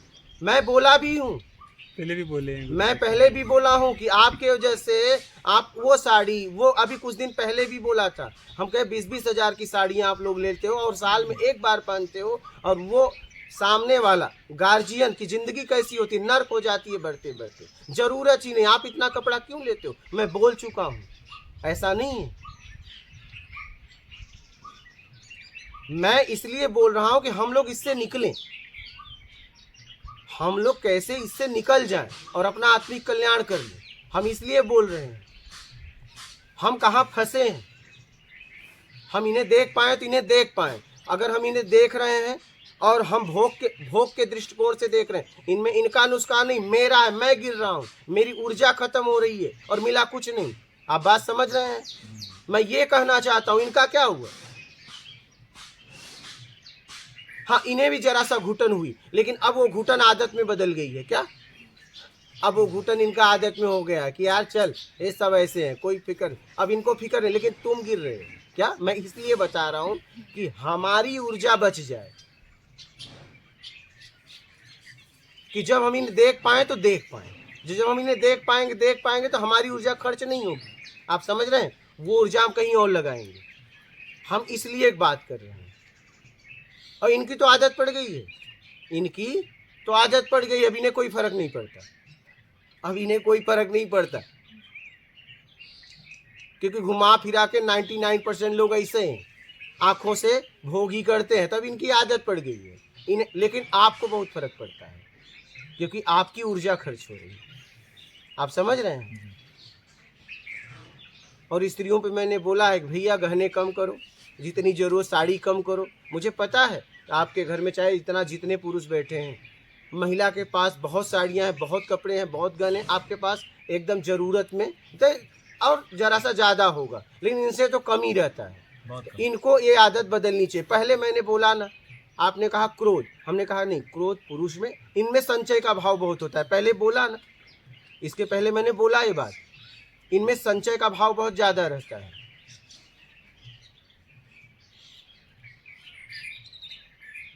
और वो भी देखो, वो भी क्या करती हैं, ऐसे नहीं, ननद आएगी, ये देख मेरा पति ला के ये दिया, ये दिया, ये दिया, उसके द्वारा भी आपका सम्मान बढ़ा रही हैं। आप समझ, मेरा पति ऐसा है, मेरा पति ऐसा है। हाँ, यही करती हैं ये। देखो मेरा घर कैसा है, ये देखो साड़ी, ये किसको बढ़ा रही हैं? अगर देखोगे तो आपके इज्जत को बढ़ा रही हैं, लेकिन वो इज्जत बढ़ाने में आप बहुत परेशान हो चुके हो। तो मैं तो कहूँगा भैया, ज़रूरत में कपड़े खरीदो, ज़रूरत में गहने खरीदो। अच्छा, वो गहने मैं आपको बता दूं, जब भी आपको ज़रूरत पड़ती है तो उनके ही गहने गिरवी रख के आप पैसा लाते हैं। जी जी, उन्होंने कभी रोका? सही बात। क्योंकि आपके पास तो गहने हैं नहीं। बुरे वक्त में मैं आपको बता दूं कि एक आपको वहीं से मिलता है। क्या? आपको भी नहीं पता रहता इतना पैसा रखी, लेकिन वो देती किसको है? किसको पता है? आपको ही देती है और किसी को नहीं देती। इसे समझिए, स्त्री की भावनाओं को एक बार समझिए। और मैं राक्षस क्यों कह रहा हूँ? आपके बच्चे हैं? जी, कितने बच्चे हैं? एक बालक है, बालिका है? लड़का है। लड़का। आप एक बात बताइए, अगर माँ बाप अपने बेटी को अगर फ़ोन कर रहे हैं, शाम को 8 बज गया, 9 बज गया, 10, 11, 12, अब वो डर डर के फ़ोन कर रहे हैं, किसका डर है? किसका डर है? आप बताइए। लेकिन लड़का है तो कोई डर है क्या? नहीं, और लड़का भी है तो लड़कों से ही डर है बेटा, कहीं कोई मारपीट न कर दे। समझना इस बात को, बेवड़ा ना मिल जाए। बेवड़ी नहीं मिलेगी, मिलती है क्या? समझना इस बात को। तो राक्षस नहीं क्या है, आप समझिएगा। क्या आपको नहीं लग रहा है पुरुष समाज राक्षस है? आप बोलिए, खुलकर बोलिए। मैं ऐसे ही थोड़ी कर रहा हूं, मैं भी तो उससे वही शरीर पाया हूं। हमने अपने राक्षसपन को हटाया, इसके लिए मैंने बहुत मेहनत किया। आप मेरी बात समझ पा रहे हो? आप इसे समझिए, आप भी हटाइए। इसको हमने धारण किया है, और ये हटा दें तो फिर आप महान हो जाएंगे। आपके घर की ही लड़की अगर आप 1 बज जाए रात को तो आप सो पाओगे? बोलिए, सो पाएंगे? और चाहे लड़का हो या लड़की, डर रहता है लड़कों का ही हमेशा। जी जी, सही। लुखे ही खड़े मिलते हैं, लुक्खी नहीं मिलती ज्यादा। हाँ, बेवड़े मिलते हैं, बेवड़ी जल्दी नहीं मिलेगी। समझना इस बात को। हम ऐसे ही नहीं कर रहे हैं। हमें क्या पड़ी, हमें क्या अच्छा लगता है क्या? एक बात बताइए, वही शरीर मुझे भी मिला है। अगर मैं पुरुष को राक्षस कर रहा हूँ तो पुरुष शरीर तो मैं उसमें नहीं आ रहा हूँ। लेकिन पुरुष के लिए भी तो अच्छी बातें बोली जा सकती है। ये जो संत लोग हैं, हाँ, ज्यादातर तो सब पुरुष ही है। तो आप इन्हें निकलने कहाँ दिए? क्यों? ज्यादातर हैं महिलाएं, लेकिन इन्हें निकलने, उसका लाभ कौन लेता है? पुरुष ही तो ले रहे हैं। सही बात है। दुनिया भर में जो साइंटिस्ट है सब जेंट्स है। इनको निकलने कहाँ दिए? वही तो मैं आपसे कहना चाहता हूँ कि आप इन्हें निकलने कहाँ दिए? इन्हें सोचने का मौका कहाँ दिए? हाँ, पहले तो उन्हें पढ़ने भी नहीं दिया जाता था। अब आप बताइए फिर, तो इन्हें आपने उन्नति कहाँ करने दिया? अभी तो मौका दिए, वो भी पूरी तरह नहीं दिए, और लग रहा है कि यार मैंने इनको मौका दिया। ये भी देखिए मानसिकता। पेट्रियार्की तो है समाज में, सब जगह पे। सीईओ जो है ज्यादातर जेंट्स है। हॉलीवुड भाई, में इनको जेंट्स को ज्यादा पैसा मिलता है। ज्यादा सर क्यों नहीं होंगे? इनको मौका कहाँ दिया? अब तो ये जबरदस्ती करके आगे बढ़ रही है, इन्हें मौका कहाँ दिया? और उसमें भी आप एहसान जताते हो कि पहले से ठीक है। नहीं, ये आगे बढ़ जाएंगे तो जेंट्स का ईगो हर्ट हो जाएगा। हाँ, तो वही तो बात है। यही बात है, यही बात है। नहीं रह पाएंगे एक साथ। हाँ, यही तो बात। क्यों नहीं रह पाएंगे? आप अगर हो, पति 1 लाख कमाता है, वाइफ 60 कमाती है, अच्छा, चल जाएगा। ये पति 60 कमाए और वाइफ 1 लाख कमाने लगे, उससे क्या होगा? टूट जाएगा घर। क्यों टूट जाएगा? अभी वो तो डिपेंड करता है किसकी तरफ से आप बात करना चाहते हैं। नहीं, मैं किसी की तरफ बात नहीं करना चाहता, यही तो बात है।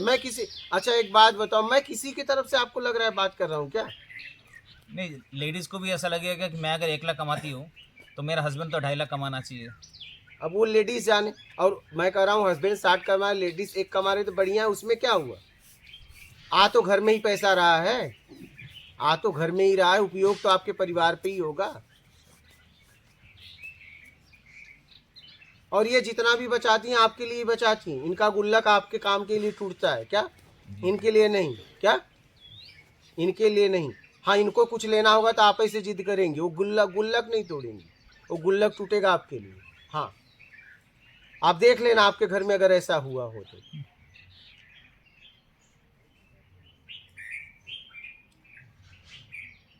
मैं ये कह रहा हूँ कि हमें ये सबसे निकलना चाहिए।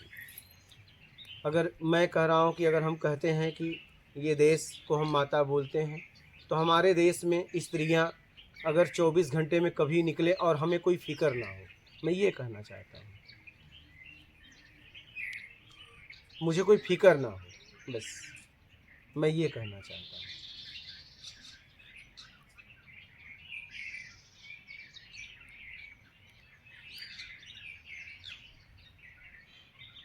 कि वो कह सके अपनी बेटी से, बाप बेटी से कह सके बेटी कोई बात नहीं है, ये आप आराम से आइए, कोई दिक्कत नहीं होगी बेटी, इतना वो बोल सके। वो बेचैन ना हो कि तुम कहाँ हो, मैं लेने आ रहा हूँ, तुम वहीं खड़ी हो जाओ। क्या तुम कहाँ हो, मैं लेने आ रहा हूँ, तुम वहीं खड़ी हो जाओ कहीं सेफ जगह, ये ना बोलना पड़े। क्या मैं ये कहना चाहता हूँ।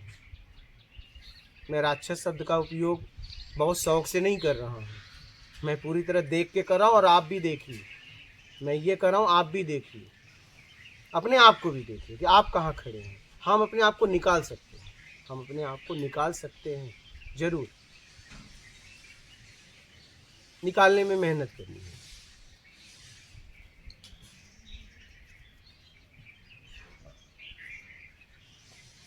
और ये हर फील्ड में इसलिए आगे हैं पुरुष। घर संभालने में कौन आगे है बताओ? पुरुष नहीं। आप बताओ, बच्चे का मल साफ करने में कौन आगे है? चलो जवाब दो, बोलो, आप बताइए। इस समाज में बच्चों का मल मूत्र साफ करने में कौन आगे है, पुरुष की स्त्री? मैं मानता हूँ, मैं इसलिए बोला कि तो फिर उनको वही लगाया गया ना। मल्टीटास्किंग वो जितना अच्छे से कर सकते हैं जेंट्स नहीं कर सकते। तो मैं ये कह रहा हूँ कि उनको वही लगाया गया, वही लगाया गया। बात ये है उनको बचपन से जैसे ही बड़ी हो गई, छोटे वक्त को पकड़ा दिया, किला इसको, उसका नाक बह रहा है। हमने इसको दृश्य एक दिन दिखाया भी था, एक लड़की झूल रही है, उसका नाक बह रहा है, लेकिन बच्चे अपने भाई का नाक बह रहा है और लेने आई है गोद में, हिल रही है, लेकिन उसको कहा गया अगर चोट लगी ना तो समझ लेना। ये सचेत करके भेजा गया है, क्या माँ ने और ये पिता ने सचेत कर दिया है, भाई ने, कुछ होना नहीं चाहिए। वो खुद चोट लग जाएगी लेकिन उसको संभालेगी छोटे भाई को। हाँ, ये दायित्व तो जिम्मेदारी दे दी गई है, उसको घुसा दी गई है, तुझे इसे खिलाना है। बात है इन्हें सोचने का मौका नहीं दिया, इसलिए ये अच्छा जहाँ मौका दिया गया है सबसे आगे हैं, गृहस्थी संभालने में, बच्चे का मलमूत्र साफ करने में, झाड़ू पोछा में घर में कौन आगे? आप क्यों? हाँ, झाड़ू पोछा में तो वही होंगे, संडास वही साफ करती हैं। ये नहीं मतलब कोई भी पुरुष की बात कर रहा हूँ। तो कोई कभी कभार शौक से कर देते हैं, वो तो शौक से कर दिए बहुत कम। अपनी चड्डी तो नहीं धो नहीं पाती है। ये अच्छा, मैं ये सोचता हूँ कि यार कम से कम आप अपने अंदर वाला तो कपड़े धो लो। हम अपने घर पे डांटते थे, हम क्या अपनी बहन को भी मना करते थे, लेकिन वो पागल क्या करें, इनकी आदत है। अरे भैया तू चड्डी तो पड़ा रहने दे, सड़ने दे। ये अपनी अंदर का चड्डी नहीं धो पाती, अब बताओ ये क्या करेंगे? है या नहीं है बताइए? तो आपको लगता है ये करना चाहिए? कम से कम अंदर का तो धो लो। आपको क्या लगता है? नहीं सही भाई इतना तो कर लो। तो हम यहाँ पे अच्छे या बुरे या किसी को उठाने या गिराने के लिए बात नहीं, हम कह रहे हैं कि हम कैसे निकल जाए, क्या हम अपने स्तर को कैसे उठा लें, अपना आत्मिक कल्याण कैसे कर लें। हम कोई स्त्री या पुरुष के लिए बात नहीं कर रहे हैं, समाज में कुछ हो रहा है उस पर मैं बात इसलिए कर रहा हूँ कि उसे सुधारा जा सकता है पूरी तरह, इसलिए बात कर रहा हूँ।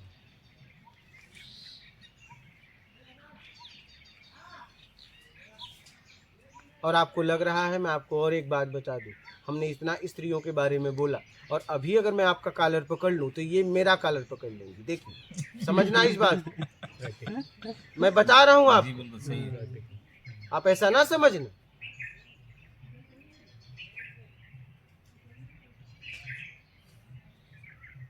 आप मेरी बात समझ पा रहे हैं? मैं स्त्री पुरुष के लिए बात नहीं कर रहा हूं, मैं ये बात कर रहा हूं कि हम लोगों का स्तर कैसे आत्मिक उठ जाए। हम लोग को मानव शरीर मिला है, परोपकार धर्म है, ज़रूरतमंद की सेवा करना हमारा धर्म है, ईमानदारी से जीना हमारा धर्म है, उसमें हम कैसे आ जाएं, इसके लिए बात हो रही है। बात किसी को उठाने या गिराने के लिए नहीं हो रही है। मैं कह रहा हूँ एक बात बताइए, एक बात बताइए, अगर मैं कह रहा हूँ ये गिरी आप उठे, आप गिरे ये उठे, फिर अच्छा मतलब क्या रह जाएगा? मतलब क्या रह जाएगा? वही तो वही हुआ नहीं, ना आप गिरे ना आप गिरे, ना आप गिरे ना आप दोनों का स्तर उठना चाहिए, तब जीवन का मतलब है। मैं कह रहा हूँ आप इन्हें दबा रहे थे, यहाँ से जाने के बाद ये आपको दबाई, तो फिर अरे तो फिर वही का वही रहा, एक व्यक्ति तो दुखी रहा नहीं। मैं इसलिए बात नहीं कर रहा हूँ, हम आपको एक घटना बता रहे हैं। हेमंत जी हैं, चैनल चला रहे थे, तो हम उनसे बात कर रहे थे कि हम आश्रम वगैरह बनाएंगे, तो इंदापुर पूना के पास के वो हैं, तो उन्होंने कहा कि उन्होंने फ़ोन किया, बोले बढ़िया आश्रम बन जाएगा, मुझे काम मिला है, हम लाइसेंस बनवा रहे हैं। मतलब किसका? बोले शराब का। ठीक है, हम क्या करोगे? बोले उससे आराम से अच्छे से आश्रम बन सकता है, किसी से लेने देने की कोई ज़रूरत नहीं पड़ेगी। अच्छा, हम अच्छा, तो शराब से होगा क्या? शराब समाज में जाएगा तो क्या होगा? हजारों के घर टूटेंगे, हजारों के घर खत्म होंगे, हजारों के घर खत्म होंगे। और मैं आश्रम क्यों बनाऊंगा? मुझे तो रहना नहीं है, समाज के लिए बनाऊंगा। हजारों घर को बर्बाद करके और एक आश्रम का निर्माण हो समाज सुधार के लिए, ऐसा आश्रम न बने तो अच्छा है। और अगर आपने ये काम किया तो मैं आपसे 1 रुपया भी नहीं लूँगा। मैं तो नहीं लूँगा, मैंने ये नहीं कहा तुम करो या ना करो, ना ना ना, मैं किसी को रोकता नहीं। मैंने ये कहा कि मैं नहीं लूँगा, अगर आपको करना है तो आप करिए, हम आपका 1 रुपया भी छू नहीं सकते। क्या? हम 1 रुपया भी छू नहीं सकते। फिर उन्होंने नहीं किया, और जब मैं ये एक कुटिया बना रहा तो उन्होंने सहयोग भी मुझे दिया, ये कुटिया, ठीक है, और उसको मैंने लिया इसलिए कि ईमानदारी का पैसा था, उनके मेहनत का पैसा था। मेरा कहने का मतलब ये घटना मैं इसलिए बताया कि मैं ये कह रहा हूँ कि यहाँ आने के पहले आप इन्हें दबाते, तब पता चला जाने के बाद ये दबाएं, तो फिर कोई मतलब थोड़ी रह गया। हम अगर आपस में हैं आसपास तो ऐसा जिए कि आपका स्तर मैं कैसे उठा दूं, आप मेरा स्तर कैसे उठा दो, इस तरीके का भाव होना चाहिए। दबाने की बात तो 1% आना ही नहीं चाहिए कहीं से भी। फिर अच्छा मतलब क्या रह जाएगा? पहले आप दबाते थे, अब जाने के बाद ये दबाएंगे, तो एक जीव तो दुखी है, फिर मतलब क्या रहा? वही का वही हो रहा है। नहीं, ऐसा नहीं होना चाहिए। प्रसन्नता तो प्रसन्नता, हमें एक दूसरे का ध्यान देना चाहिए। बोलिए। शब्द आत्मिक स्तर, हाँ, यहाँ बैठे सभी लोग बता सकते हैं अपने जीवन के किस मोड़ पे सुना था पहली बार।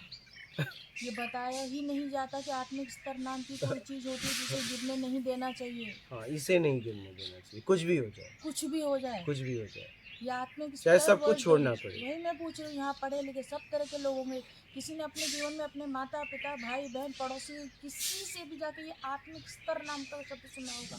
जब तक ये कान में ही सुना नहीं तो इसको उठाने और गिराने की बात ही कहाँ आती। तो हमने ये संसार सुना और संसार के लिए जीते चले आए, जो हमें बता दिया गया उसी में से छाट के हमने एक बेटर ऑप्शन ले लिया और आगे बढ़ गए। आत्मिक स्तर, हाँ, आत्मिक स्तर कभी भी गिरा, मतलब अगर ऐसा लगे तो उस जगह उस व्यक्ति का त्याग कर दो, और वहाँ दबाव संकोच है। आत्मिक स्तर कब गिरता है? जहाँ दबाव और संकोच है। जैसे ही दबाव आए समझ लेना कि यहाँ मैं गिरने वाली हूँ या गिरने, और तुरंत आप उस व्यक्ति का उस जगह का त्याग करो, या तो उसे समझा दो, अपनी बात को पूरी तरह खोल के रख दो।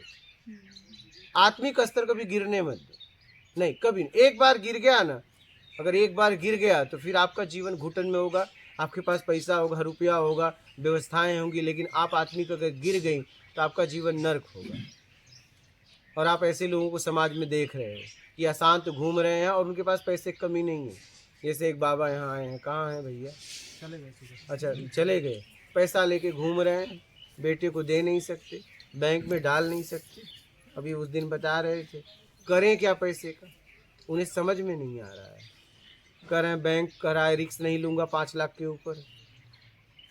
अब वो खा नहीं सकते, दे नहीं सकते, रख नहीं सकते, और बोले अगर मैं घर पे भी रखवाली न करूं, पता चला गहना होना है, गर्दन न काट दे बीवी की, बोले अगर बिल्ली भी खट करती है तो हम रात भर सो नहीं पाते हैं।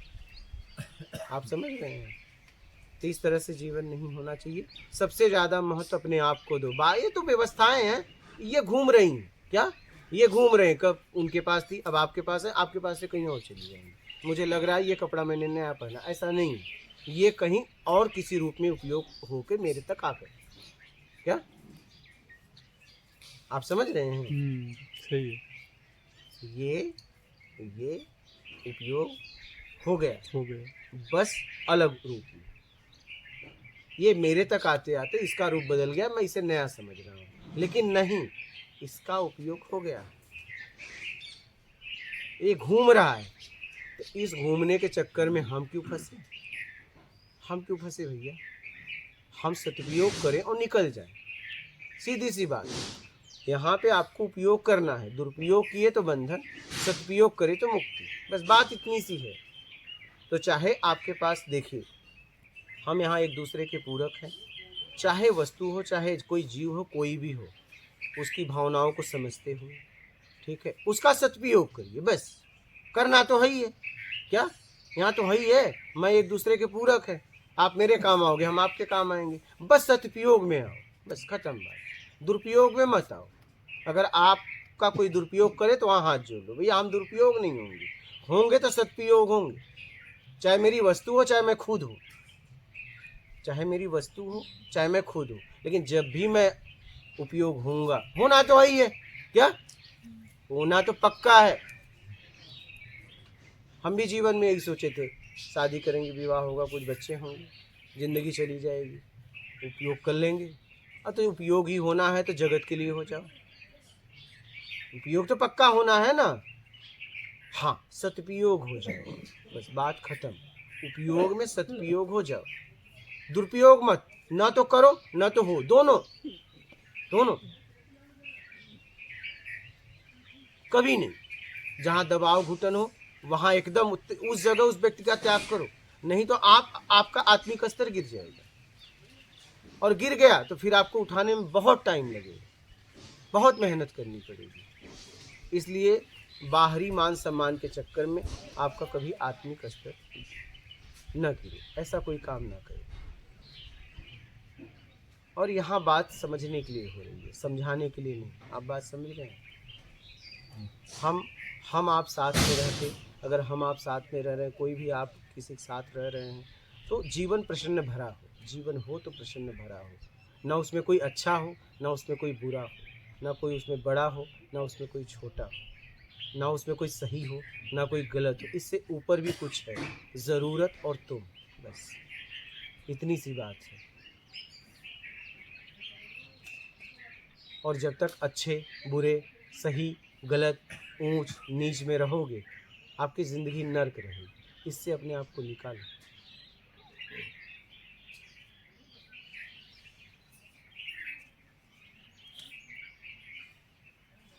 बोलिए, कुछ कहना चाहे, आपका कोई प्रश्न है? निसंकोच कह सकते हैं। जी, अच्छा लगा। आपका कोई प्रश्न है? आत्मिक स्तर को थोड़ा और ब्रीफ करके बताइए। ये वीडियो जहाँ जहाँ तक पहुँचे, बच्चा सुने, स्त्री सुने, पढ़े लिखे सुने, अनपढ़ सुने, तो वो आत्मिक स्तर को अपने जीवन में उतार पाए। आत्मिक स्तर क्या है? आप स्वयं, आप ऐसा काम कोई ना करें जिसकी वजह से आपको झुकना पड़े, क्या गिरना पड़े, आपको जलील होना पड़े, चाहे किसी और की नज़र में, चाहे अपने नज़र में। बात ये है, ऐसा कोई काम ना करें दबाव में, संकोच में, कि पता चला कि सामने वाला तो एकदम खुश रहा लेकिन मैं घुटन में रही, या मैं घुटन में रहा, कोई भी ऐसा काम इसका मतलब कि एडजस्ट नहीं करना चाहिए ऐसा? मैं तो कर रहा हूँ, समझौता कभी नहीं करना चाहिए, कभी नहीं। लेकिन ऑफिस में हर वक्त हमें एडजस्ट करके नहीं करना चाहिए। क्यों? अपने पद का काम करूँगा, क्यों समझौता करूँ? या तो मैं उस पद के लायक नहीं हूँ तो मैं उस पद को छोड़ दूंगा, मैं पद का काम करने आया हूँ। लेकिन अभी आपने बोला ना कि ईएमआई चालू है और किस्त हाँ, चालू तो है, वही तो गलती कर दी है ना। तो वो गलती किए हो तो भाई वही तो बात है। तो किसी ने कुछ कह दिया और मुझे लगता है कि मैं उसका हकदार नहीं हूँ, मुझे नहीं ऐसा जवाब देना चाहिए। तो ऐसे में आदमी चुप रहता है। नहीं रहना चाहिए। वो बोलते ना कड़वा घूट पी जाना, नहीं, ऐसा कभी नहीं करना चाहिए। ऐसा हर कोई उससे आप गिरोगे। ऐसा हर कोई अगर ऑफिस में ऐसा करने लगे तो ऑफिस छोड़ के निकलने लगेगा। हाँ, फिर ऑफिस सही से चलने लगेगी। बात ये है, तो ऑफिस सच में चलने लगेगी। वहां पद का काम दिया गया है, वहां कोई पद आपको दिया गया और उस पद के पूरे नियम कायदे कानून बताए गए हैं, है या नहीं? जिस पोस्ट पे आप हो, आप जूनियर से लेके सीनियर तक ऑफिस में कोई भी पोस्ट पे आप हो, चाहे आप सुपरवाइजर हो, चाहे मैनेजर हो, चाहे बीएम हो, कुछ भी आप हो, ठीक है, चाहे प्रोप्राइटर हो, चाहे कोई भी, सबका काम है। असिस्टेंट मैनेजर हो, बेगारी हो, कोई भी हो, हेल्पर हो, सबका काम है पोछा मारना। तो मैं कह रहा हूँ मैं अपने पद का काम करूँगा। जिस पद का मैं पेमेंट ले रहा हूँ, जिस पद का मैं पेमेंट ले रहा हूँ उस पद का काम करूँगा। बात खत्म। दिक्कत है तो मैं जा रहा हूँ। जब मुझे आपने रखा, मैं आया, मेरी बातचीत हुई, तो आपने मुझे कोई पद दिया, उस पद का काम बोला। अब उस पद से ज़्यादा मैं काम नहीं करूँगा, क्योंकि मैं जीना चाहता हूँ। क्या? मैं जीना चाहता हूँ। तो जब आपको एक्स्ट्रा काम देना था तो मुझे बताते कि ये पद के बाद एक्स्ट्रा काम है, मैं स्वीकार करता नहीं करता। आप अपनी बात सीधी रखिए। सामने वाले की हिम्मत नहीं है कि अगर आप गलत नहीं है, अगर आप अपने पद पे पूरी तरह काम करें तो आपको कोई बोल ही नहीं सकता। जहाँ तक मेरा अनुभव, अपने पद का अगर काम कर रहे हैं तो, और पता चला आपके काम में ही मिलावट है, तब तो हर व्यक्ति आपको डांटेगा और आपको सुनना पड़ेगा। क्या? और कोई रास्ता नहीं, और कोई रास्ता नहीं। तो आप अपने पद का काम करिए, सीधी सी बात। आप अपना काम करने गए थे ऑफिस में कि पद का काम? आपको किसी पोस्ट पे रखा गया है ना, तो उस पद का काम करने गए थे कि अपना काम? उस पद का काम करके नर्मदे हरो, चल अपने घर भैया, हमारी ड्यूटी हो गई। उस पद का काम करो ना। काम को काम के तरीके से करो ना। आपको उसमें 1% भी मिलावट करने की कोई आवश्यकता नहीं। हाँ, अगर आपको नहीं आ रहा है तो उस पद का त्याग कर दीजिए, उस पद को मत लीजिए। सीधी सी बात है। मैं इस पद के लायक अभी नहीं हूँ। जिस पद के लायक आप हैं उस पद वाला काम करिए, सीधी सी बात।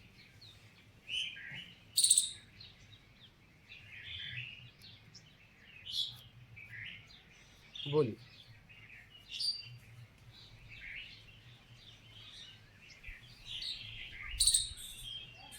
और कोई प्रश्न हो, कुछ कहना चाहें तो अपनी बात रखिए निसंकोच।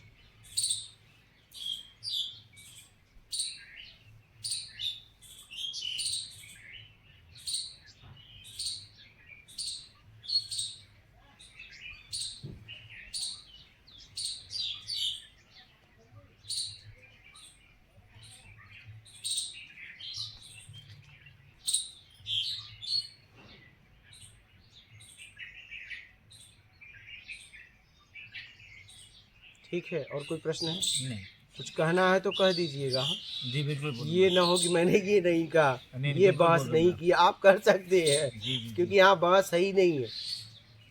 बहस तब होता है जब कोई बड़ा और कोई छोटा किसी को गिराना उठाना चाहता है। यहाँ ऐसी कोई बात नहीं है। यहाँ पे समझने के लिए बात हो रही है। यहाँ समझाने का मेरा 1% भी प्रयास नहीं है किसी को भी। हमने बोला, आपने समझ लिया तो ठीक, नहीं समझा तो भी ठीक। आपने बोला, हमने समझ लिया तो ठीक, नहीं समझा तो भी ठीक। आप अपने दुनिया में, हम अपनी दुनिया में। बहस करके क्या करें? मेरे मन में ऐसा आता है कि जो योगी है, आप योगी है, आपके एक जीवन का एक उद्देश्य है, जीवन का एक रास्ता मार्ग है। अभी हम लोग गृहस्थ आश्रम में हैं, तो हम भी तो एक तरह के योगी हुए। हाँ हुए। हमारा भी एक तरह का संघर्ष है, हमारा एक तरह का जर्नी है, हर रोज़ का जिसको तो चुनौती है, और उससे भी सीखने को मिलता है। तो एक रास्ता, ऐसा मार्ग जो गृहस्थ आश्रम से होके नहीं जाता है। एक रास्ता ऐसा है जो गृहस्थ आश्रम से होके जाता है, ब्रह्मचर्य, गृहस्थ, वानप्रस्थ, संन्यास। ओके, कुछ लोग ब्रह्मचर्य के बाद डायरेक्टली वानप्रस्थ संन्यास में चले जाते हैं, गृहस्थ आश्रम को बाईपास कर देते हैं, और ज़्यादातर लोग गृहस्थ आश्रम से गुजरते हैं। तो इसमें ज्ञान जो है किसके पास ज़्यादा है? अगर कोई व्यक्ति ये चारों आश्रम होते हुए जा रहा है, क्या उसके पास ज़्यादा ज्ञान नहीं है? हमने उसके पास वेद नहीं पढ़ा है, हमने गीता पूरा नहीं। उसके पास जानकारी है, जी जी। उसके पास जानकारियां हैं जीने तक के लिए, क्या मान सम्मान के लिए, आप समझ रहे हैं। वो जानकारी उसके बस जीने के लिए है, पेड़ तक है। आप बात समझ रहे हैं, उसके काम की नहीं। आप समझिएगा, वो जितना भी इकट्ठा कर रहा है आने वाली पीढ़ी के लिए, और वो बस शरीर तक, वो सिर्फ शरीर तक।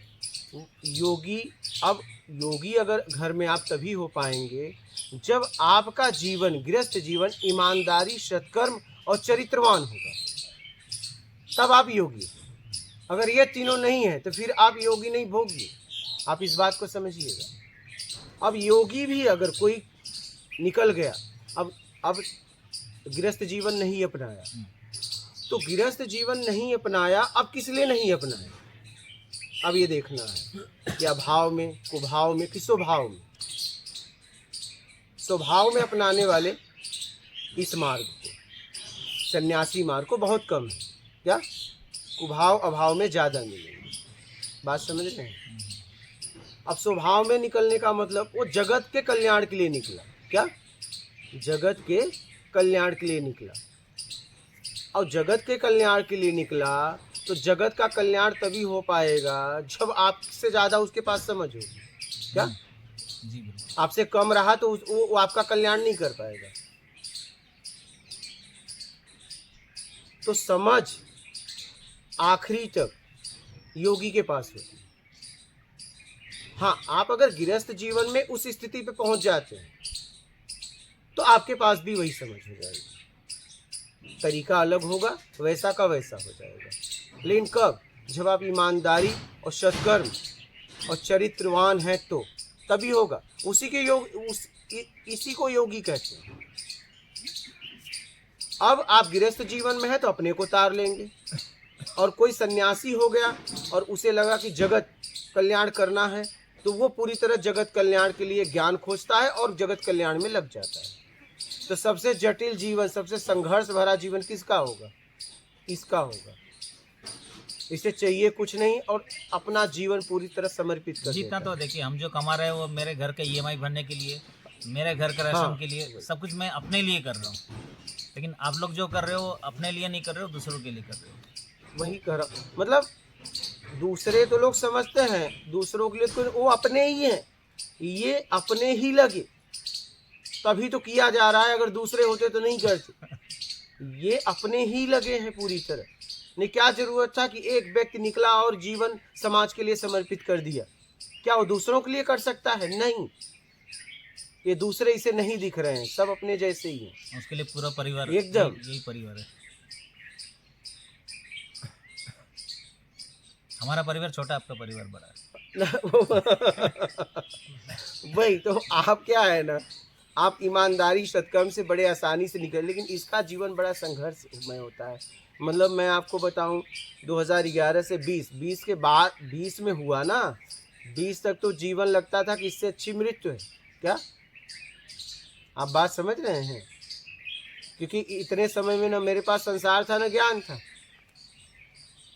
11 से लेके 20 तक, शुरुआत तक, 19 आखिरी तक, न तो संसार था न ज्ञान था। अब इतने साल का जीवन कैसे जिया होगा एक व्यक्ति? 20 के शुरू में कोरोना स्टार्ट हो गया। उसी समय मेरा प्रश्न हट गया, उत्तर हो गया। तो ये सन्यासी का जीवन बहुत कठिन होता है, बहुत बहुत कठिन। अच्छा, कठिन किस लिए होता है मैं आपको बताता हूँ। अब गुरु लोग बैठे हैं, वो दीक्षा दे देंगे, आश्रम की सेवा करो, ठीक है, और या तो बाहर जाओ उनका प्रचार करो। अब अगर उन आश्रम छोड़ के जाते हो तो गृहस्थ के लोग, जितने भी लोग भी ज़्यादा से ज़्यादा 99% मिलते हैं, और रोटी तभी खिलाते हैं जब कहते हैं हाथ देखो, शादी बताओ, घर बताओ, घर में दरिद्रता आ गई, पैसे नहीं कमा रहे हैं, कमर दर्द है, कपार दर्द है। अब ये ज़्यादातर लोग इसमें फंस जाते हैं। उससे ये नहीं कोई पूछता कि भैया जिसके लिए निकले थे वो हुआ कि नहीं। आप जिसकी खोज में निकले थे वो हुआ कि नहीं हुआ, ये नहीं पूछते। अब ज़्यादातर क्या होता है कि लोग रुक जाते हैं, तो वो कहते हैं, गृहस्थ उनकी व्यवस्था कर देते हैं, कहते हैं भगवान कहाँ है महाराज जी? कहते हैं तुम्हारे अंदर। तुम कहते हो चलो इन्होंने बता दिया। उन्होंने इसलिए बता दिया कि तुमने उन्हें व्यवस्था दी तो तुम्हारे लिए वो भगवान, और उन्होंने बता दिया उनके लिए तुम भगवान। भगवान का कोई अता पता नहीं है। बात समझ रहे हैं? तो ज़्यादातर लोग इसमें फंस जाते हैं, कामनाओं की पूर्ति करने में, शादी विवाह करवाने लगे। खुद शादी नहीं किया है भाई, आप समझना इस बात को। खुद शादी नहीं किया है लेकिन सामने वाले को कह रहा है कि जाओ शादी पक्का मैं करवा दूंगा। देखिए अगर शादी से वाला था तुमने क्यों नहीं किया? खुद सब छोड़ के निकल गया है लेकिन दूसरों को बढ़ाने की बात कर रहा है। फंस गया वो, क्योंकि हर आदमी ज़्यादा से ज़्यादा रोटी खिलाने के बाद यही कह रहा है मेरा हाथ देखो, मेरा ये काम करवाओ, मेरा धंधा नहीं चल रहा है। ज़्यादातर 1% लोग हैं सच में रोटी खिलाने के बाद कहते हैं जिस मार्ग पे निकले हो, हुआ कि नहीं हुआ, आगे बढ़ो, अपना आत्मिक कल्याण करो। ऐसे लोग बहुत कम हैं। एक सन्यासी का जीवन मैंने देखा, और एक सुंदर स्त्री निकल जाए, उसका कोई रक्षक नहीं है, तो आपको लगता है कि मेरे समझ से 99% लोग शोषण करने वाले मिलेंगे, 1% बचाने वाले मिलेंगे। आपको लगता है कि ये लड़की बच पाएगी? बच गई तो मतलब महान है। वैसे ही कोई अगर सन्यासी बच गया इन लोगों से, ठीक है, तो महान। क्योंकि अब ऐसे गुरु भी तो नहीं रहे ना, गुरु भी कंठी बांध के छोड़ दे रहे। क्या पहले के गुरु लोग कोई भी दीक्षा देने के पहले कई साल रखते थे, क्या अपने आसपास रखते थे, साधते थे, उसे योग्य बनाते थे। बाद में 12-12 साल के बाद उन्हें मार्ग बताते थे, मतलब जांचते थे तुम उस लायक हो या नहीं। अभी तो चले जाओ, बुला रहे हैं, उनके एजेंट घूम रहे हैं कि लाओ। नहीं, हम आज हमारा विचार नहीं है, मैं सोच रहा हूँ कल गुरु मंत्र, नहीं आज लो, पता चला कल तुम और किसी से ले लिए। तो ये उनका भाव है। और समाज के लोगों का भाव ये है कि मेरा काम करवा दो, बिजनेस व्यापार, क्योंकि गुरु ज्ञान का प्रतीक है। गुरु ज्ञान के लिए खोजो ना। लेकिन आज ज़्यादातर लोग 99% इच्छाओं के लिए गुरु खोज रहे हैं। तो कैसे मिलेगा, आप बताइए, कैसे मिलेगा? और मिल भी जाएगा तो आप लेके क्या करोगे? मिल भी जाए तो लेके क्या करोगे? क्योंकि आप तो कामनाओं के लिए गुरु खोज रहे हो।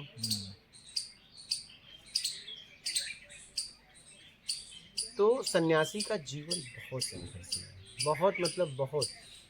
आप तो गृहस्थ जीवन में रहते हुए बड़े आसानी से आप अपना कल्याण कर सकते हैं, क्योंकि सन्यासी वही होता है जगत कल्याण के लिए निकला है। अपने कल्याण के लिए सिर्फ निकला है तब तो भगोड़ा है। क्या अभी मैं नर्मदा तट पे ऐसे ही पेड़ के नीचे बैठा था, 2019 की बात है। एक ब्रह्मचारी ऐसे जा रहा था, बोला महाराज यहाँ खाओ पियो घूमो, कोई कमी नहीं है। तो मैंने कहा कि ये तो आवारा कुत्तों को भी मिल जाता है, अगर मुझे भी मिल गया तो उस कुत्ते में और मुझ में क्या फ़र्क है? अगर मैं इसी के लिए निकला हूँ तो उस कुत्ते में और मुझ में क्या फ़र्क है? आप बताइए, फ़र्क है क्या? ये तो आवारा कुत्तों को भी रोटी मिल जाती है। अरे भैया, हमें कुछ करना है इस जगत के लिए, हमारा कुछ भाव है। ये शरीर मिला है तो इसके द्वारा कुछ समाज हित के लिए काम हो जाए, इस भाव को लेके मैं निकला हूँ, उसके लिए मैं मेहनत कर रहा हूँ। तो सन्यासी का जीवन बहुत कठिन है। क्या आप समझ रहे हैं? बहुत कठिन है। काम करके अगर करे तो जल्दी हो नहीं पाएगा, जल्दी से जल्दी चाहिए, क्योंकि समाज को देख रहा है। पूरी तरह लगना पड़ेगा। अब मैं पूरी तरह लगा तो 2011 से 20 इतना साल लग गए। आप लोग तो बड़े आसानी से निकल सकते हैं, क्योंकि एक सन्यासी आके मार्ग दे रहा है, मेहनत करके पूरी ज़िंदगी लगा दिया। और क्या खाया? रोटी ही तो खाया। क्या खाया बताओ, क्या खाया? फटे तन पे कपड़े, रोटी, चप्पल की हालत देख लो। क्या यही ज़िंदगी है अपनी? उसने सारे अपने शौक ये सब हटा दिया। बस क्या भाव था पता है? समाज का किस तरीके से हित हो जाए। ऐसा नहीं उसके अंदर शौक नहीं था, वो अच्छे कपड़े नहीं पहनता था, वो नहीं खाता पीता था, वो नहीं अच्छा घूमता था, उसे सब मालूम है। लेकिन वही कहना यही था कि अगर आपका एक आप हो या आप हो, अगर एक ही थाली हो, या आप खा सके आपका बेटा, तो कौन खाएगा तीनों में? बोलो, कौन खाएगा बेटा? हाँ, बस यही सन्यासी का भाव होता है। और वही सन्यासी है आजकल सन्यासी तो बहुत नहीं, लग्जरियस लाइफ भी जी रहे हैं सब चारों तरफ। वही सन्यासी है, सन्यासी वही है, बस ज़रूरत में जीता है और समाज हित के लिए काम करता है, वही सन्यासी है।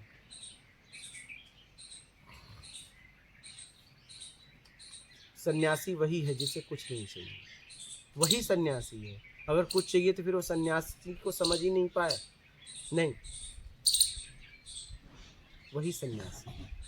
तो इस दुनिया में मैंने देखा कि सबसे कठिन है मार्ग और जीवन जीने का सन्यासी का, बहुत कठिन है, बहुत मतलब शब्दों में मैं जितना बोलूं उतना कम है।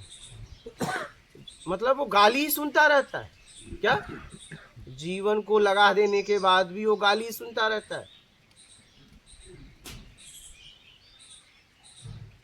ताने ही सुनते सुनते उसकी जिंदगी चली जाती है। ऐसा नहीं कि उसे समझने वाले लोग नहीं है, उसे समझने वाले लोग भी हैं, हाँ।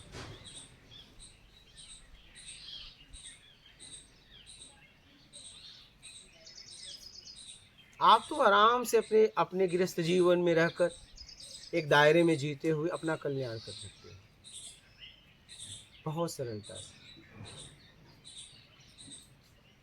आत्म कल्याण से आपका तात्पर्य? आत्मकल्याण मतलब खुद का कल्याण, आपका कल्याण, क्या कल्याण? पूरी तरह निर्विकार हो जाना है, पूरी तरह निर्विकार हो जाना, उम्मीद से पूरी तरह अपने आप को छुड़ा लेना है।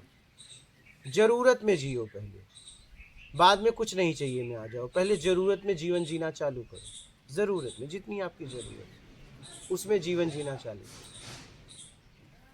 आत्म कल्याण क्यों जरूरी है अपने जीवन के लिए? हम जो जी रहे हैं वो बहुत अच्छा है, जी रहे हैं, कमा रहे, खा रहे, हाँ, खिला ऐसा रहे, पार्टी कर रहे, सब कर रहे हैं, तो ऐसा लग रहा है तो ठीक है लेकिन इसका परिणाम क्या है?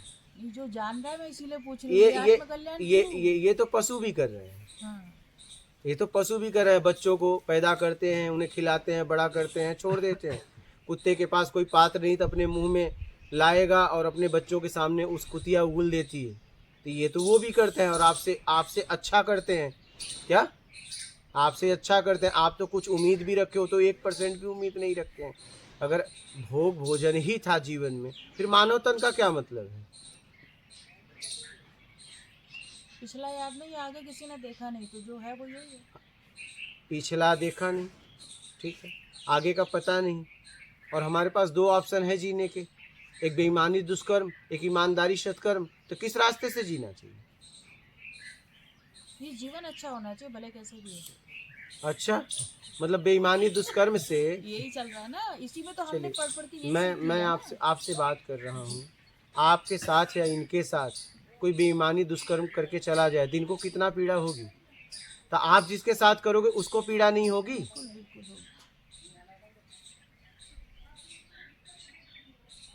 होगी। तब जीना ही है। तो ईमानदारी सत्कर्म से जीने में 2 ही रास्ते हैं, आपके पास तीसरा रास्ता है क्या? या तो ना जियो फिर, क्या? अगर जीना है तो 2 रास्ते हैं, बेईमानी दुष्कर्म, ईमानदारी सत्कर्म, यही रास्ता है। ईमानदारी सत्कर्म में सब प्रसन्न, हम भी प्रसन्न। बेईमानी दुष्कर्म में सब दुखी तो हम भी दुखी, हमारा भी जीवन अशांत। इसलिए जरूरी है ईमानदारी सत्कर्म। बात समझ रही हैं? बात अगले पिछले की नहीं, बात आत्मा परमात्मा की भी नहीं, बात हम लोगों की है। अगर हम लोगों को साथ में जीना ही है तो प्रसन्न भरा, प्रेम भरा जीवन क्यों न जिए? अगर हम दोनों को साथ में रहना है, हम लोगों को साथ में जीना है, तो प्रसन्नता से जिए ना, घुटन में क्यों जिए? ये बताइए। जिंदगी प्रसन्न भरा हो, प्रेम में हो, जीवन प्रेम में हो। हमें नहीं आत्मा परमात्मा, मुझे कोई अगला जन्म पिछला जन्म से नहीं मतलब, लेकिन हम इस समय तो समझकर प्रसन्न भरा जीवन जिए, और ये ईमानदारी सत्कर्म के द्वारा ही हो सकता है। ये ईमानदारी सत्कर्म के द्वारा ही हो सकता है। बेईमानी दुष्कर्म से आप भी परेशान, लोग भी परेशान, और आपको पता है। और मैं ये भी कहता हूं कि चलो आत्मा छोड़ दो, आप आत्मा हो या नहीं ये बात छोड़ दो। अगर आप शरीर भी हो मैं कह रहा हूँ रूप का नाश हो जाएगा, पहले नहीं था बाद में नहीं रहेगा, लेकिन ये शरीर तो कहीं न कहीं रहेगा इस ब्रह्मांड में कि नहीं। अगर आप आत्मा हो तो भी रहोगे, आप चलो आत्मा छोड़ दीजिए, आत्मा परमात्मा, मैं कह रहा हूँ अगर आप शरीर भी हो तो कहीं न कहीं इस ब्रह्मांड में बिखरे रहोगे। अगर बिखरना ही है तो पवित्र बनकर बिखरो ना, कि जब इतिहास में कभी कोई आपको छुए तो उसे पवित्रता का अनुभव हो। क्या आपको छुए तो उसे कांटा न लगे, चुभन न हो कि अरे यार कहाँ आ गया, चलो यहाँ से वहाँ बैठते हैं। अगर आपके पास कोई बैठ जाए और ऐसे हाथ कर दे तो उसका हाथ उठाने की इच्छा न हो, क्या, और आप नीचे से कह सको कि मैं हूँ, क्या वो, क्योंकि पूछेगा, वो अकेले भी रहेगा तो पूछेगा कि यहाँ क्या है, क्या, तो तुम मुझसे भले बात ना कर पाओ लेकिन ये कह सको कि मैं हूँ। यही आप कल्याण है, यही रिजल्ट जो है, ये आप कह सको कि मैं हूँ। वो सुन पाए नहीं सुन पाए वो बात की बात है, लेकिन कहीं न कहीं वो आपके होने का एहसास कर रहा है, बस अलग रूप में, क्या, हाँ अलग रूप में, लेकिन वो आपको एहसास कर रहा है और कह रहा है कि मैं उठने की इच्छा नहीं हो रही, लेकिन फिर भी विवश होके जा रहा है और कह रहा है कि फिर आऊँगा, क्या, फिर आऊँगा।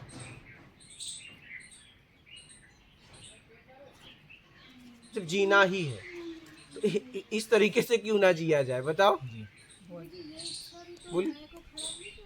नहीं, यहाँ मैं आता ही नहीं, यहाँ न तुम न मैं, यहाँ कुछ नहीं आ सकता। मैं बिखरूं भी तो कोई हाथ रखे नहीं, आप पूरी बात को समझिए, पवित्रता की बात। दो ही तो चीज होगी, या तो आपको छूकर घुटन होगी या तो आपको छूकर सुकून मिलेगा, और कुछ मिलेगा बताओ। या तो आपको देख के खुशी होगी या तो आपके देख के दुखी होगी, यही होता है ना। क्या होता है फिर? तो मैं कह रहा हूं कि इतिहास में अगर आप बिखरो, बिखरना तो पक्का है नहीं, हर हाल में ऐसा तो नहीं है। और अगर आप आत्मा है तो इस शरीर को कम से कम इतना तो पवित्र कर कर छोड़ दीजिए कि ये जहां भी जाए, अगर कोई भी इसे स्पर्श करे, इसका उपयोग करे, तो उसे एक सुकून हो, हाँ, कि मैंने कुछ छुआ और उस वहां से हटाने का इच्छा नहीं हो रही, क्या।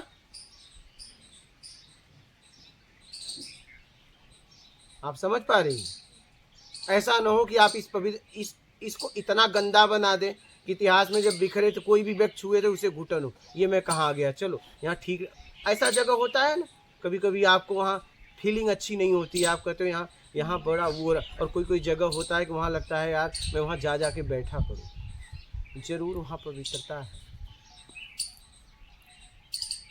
वैसे भी गुरुजी ये जीवन इसलिए अच्छा लग रहा है कि सब तो अच्छा है तो क्यों ना इसमें रमे रहे, क्योंकि अभी सुख है लेकिन फिर दुख भी तो आ जाएगा ना, आना ही आना है। और अगर हम ये सोचे कि बेईमानी भी कर रही है, दुष्कर्म भी नहीं हो, हो, क्या फर्क पड़ता है, तो हम अट्रैक्ट ही कर रहे हैं। मैं तो वही कह रहा हूँ, मैं तो वही कह रहा हूँ कि अगर आपसे कोई करे तो, आपके बच्चे से कोई करे तो, मैं तो एक ही बात समझा, देखिए इस जीवन में मैं इसी को आध्यात्म, इसी को साधना समझता हूँ। ईमानदारी, सत्कर्म और चरित्रवान आप हो तो साधक हो, योगी हो, बस यही मैं समझता हूँ।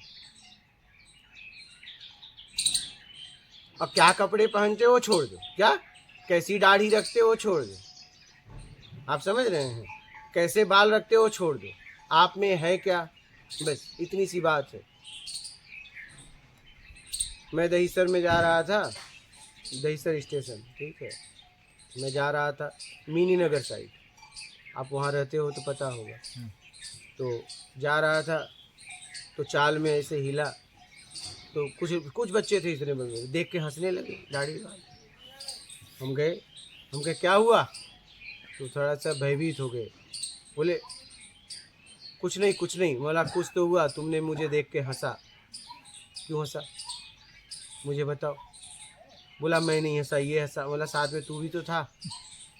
बोला क्यों हंसे बेटे बताओ, क्या तुम्हारे मम्मी पापा को बाल दाढ़ी नहीं है क्या, बिना दाढ़ी बाल वाले मम्मी पापा हैं क्या तुम्हारे, तो बोलता है मेरा घर यही है। बोला तू मेरे को घर ना बता, मैं तुझसे घर पूछ रहा हूँ क्या। जाने लगा। बोला सुन सुन सुन, इधर आ। और भी लोग आ गए। बोला इधर आ बेटा, कभी किसी का मजाक मत बनाना। तुम्हारे मम्मी पापा तुम्हारे ऊपर पैसा खर्च कर रहे हैं, चौराहे पे बैठ के तू ये क्या कर रहा है। तेरे को दाढ़ी बाल पे ही हंसना है, माँ के जाके बाल पे हंस ले, बाप के दाढ़ी मोछ पे। और नई दाढ़ी बाल रहेगा तो क्या होगा तेरे बाप का। ऐसी कई बातें मैंने उसको बोली। फिर वो चला गया। मैंने उसे ये बताने का प्रयास किया कि अगर एक बार अगर मैं इसे शर्मिंदा कर दूंगा तो ये गलती नहीं करेगा और इसे कुछ सीख मिल जाएगी। उसने मुझ पे हंसा, मुझे कोई फर्क नहीं, लेकिन मुझ पे हंस के उसने बहुत अच्छा कर दिया। मुझे उसे सिखाने का मौका मिल गया और उस मौके को मैंने बहुत अच्छा उपयोग किया। बोला बेटा तेरे माँ बाप पैसा खर्च कर रहे हैं, तेरी पढ़ने की उम्र है, जा पढ़। चले गए सब। तो मेरा कहना यही है कि आत्मिक कल्याण, ईमानदारी, सत्कर्म, चरित्र और ज़रूरत में जी, चरित्रवान रहिए बस। आप समझ गई आत्मिक कल्याण क्यों जरूरी है? इसीलिए जरूरी है, बहुत जरूरी है। घुटन से मैं जी हूँ, आत्मिक कल्याण, आत्मा, ये वो सब मुझे जानने की इच्छा है, लेकिन चारों तरफ कहाँ पूछूं, कहाँ जाऊँ। एक दोहे का जवाब ढूंढने के लिए 20 साल लग गया मेरे को।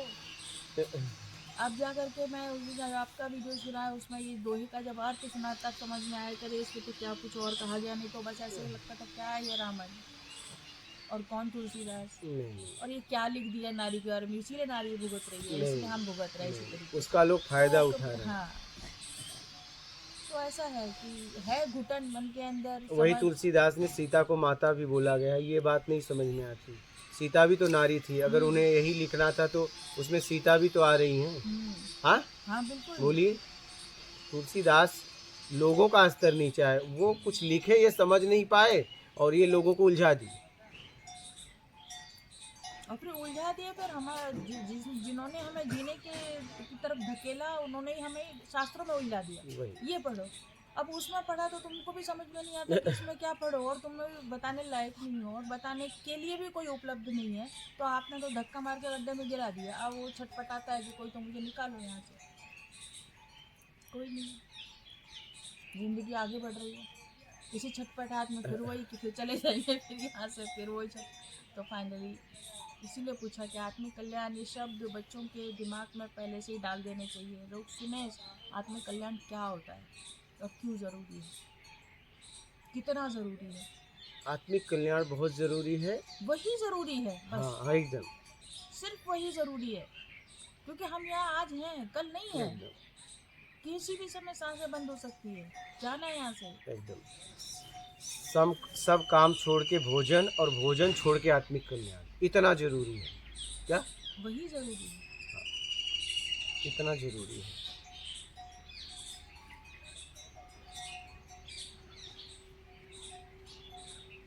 धन्यवाद। और बोलिए, कोई प्रश्न है नहीं। आपके? मात नर्मदे हर गुरु जी।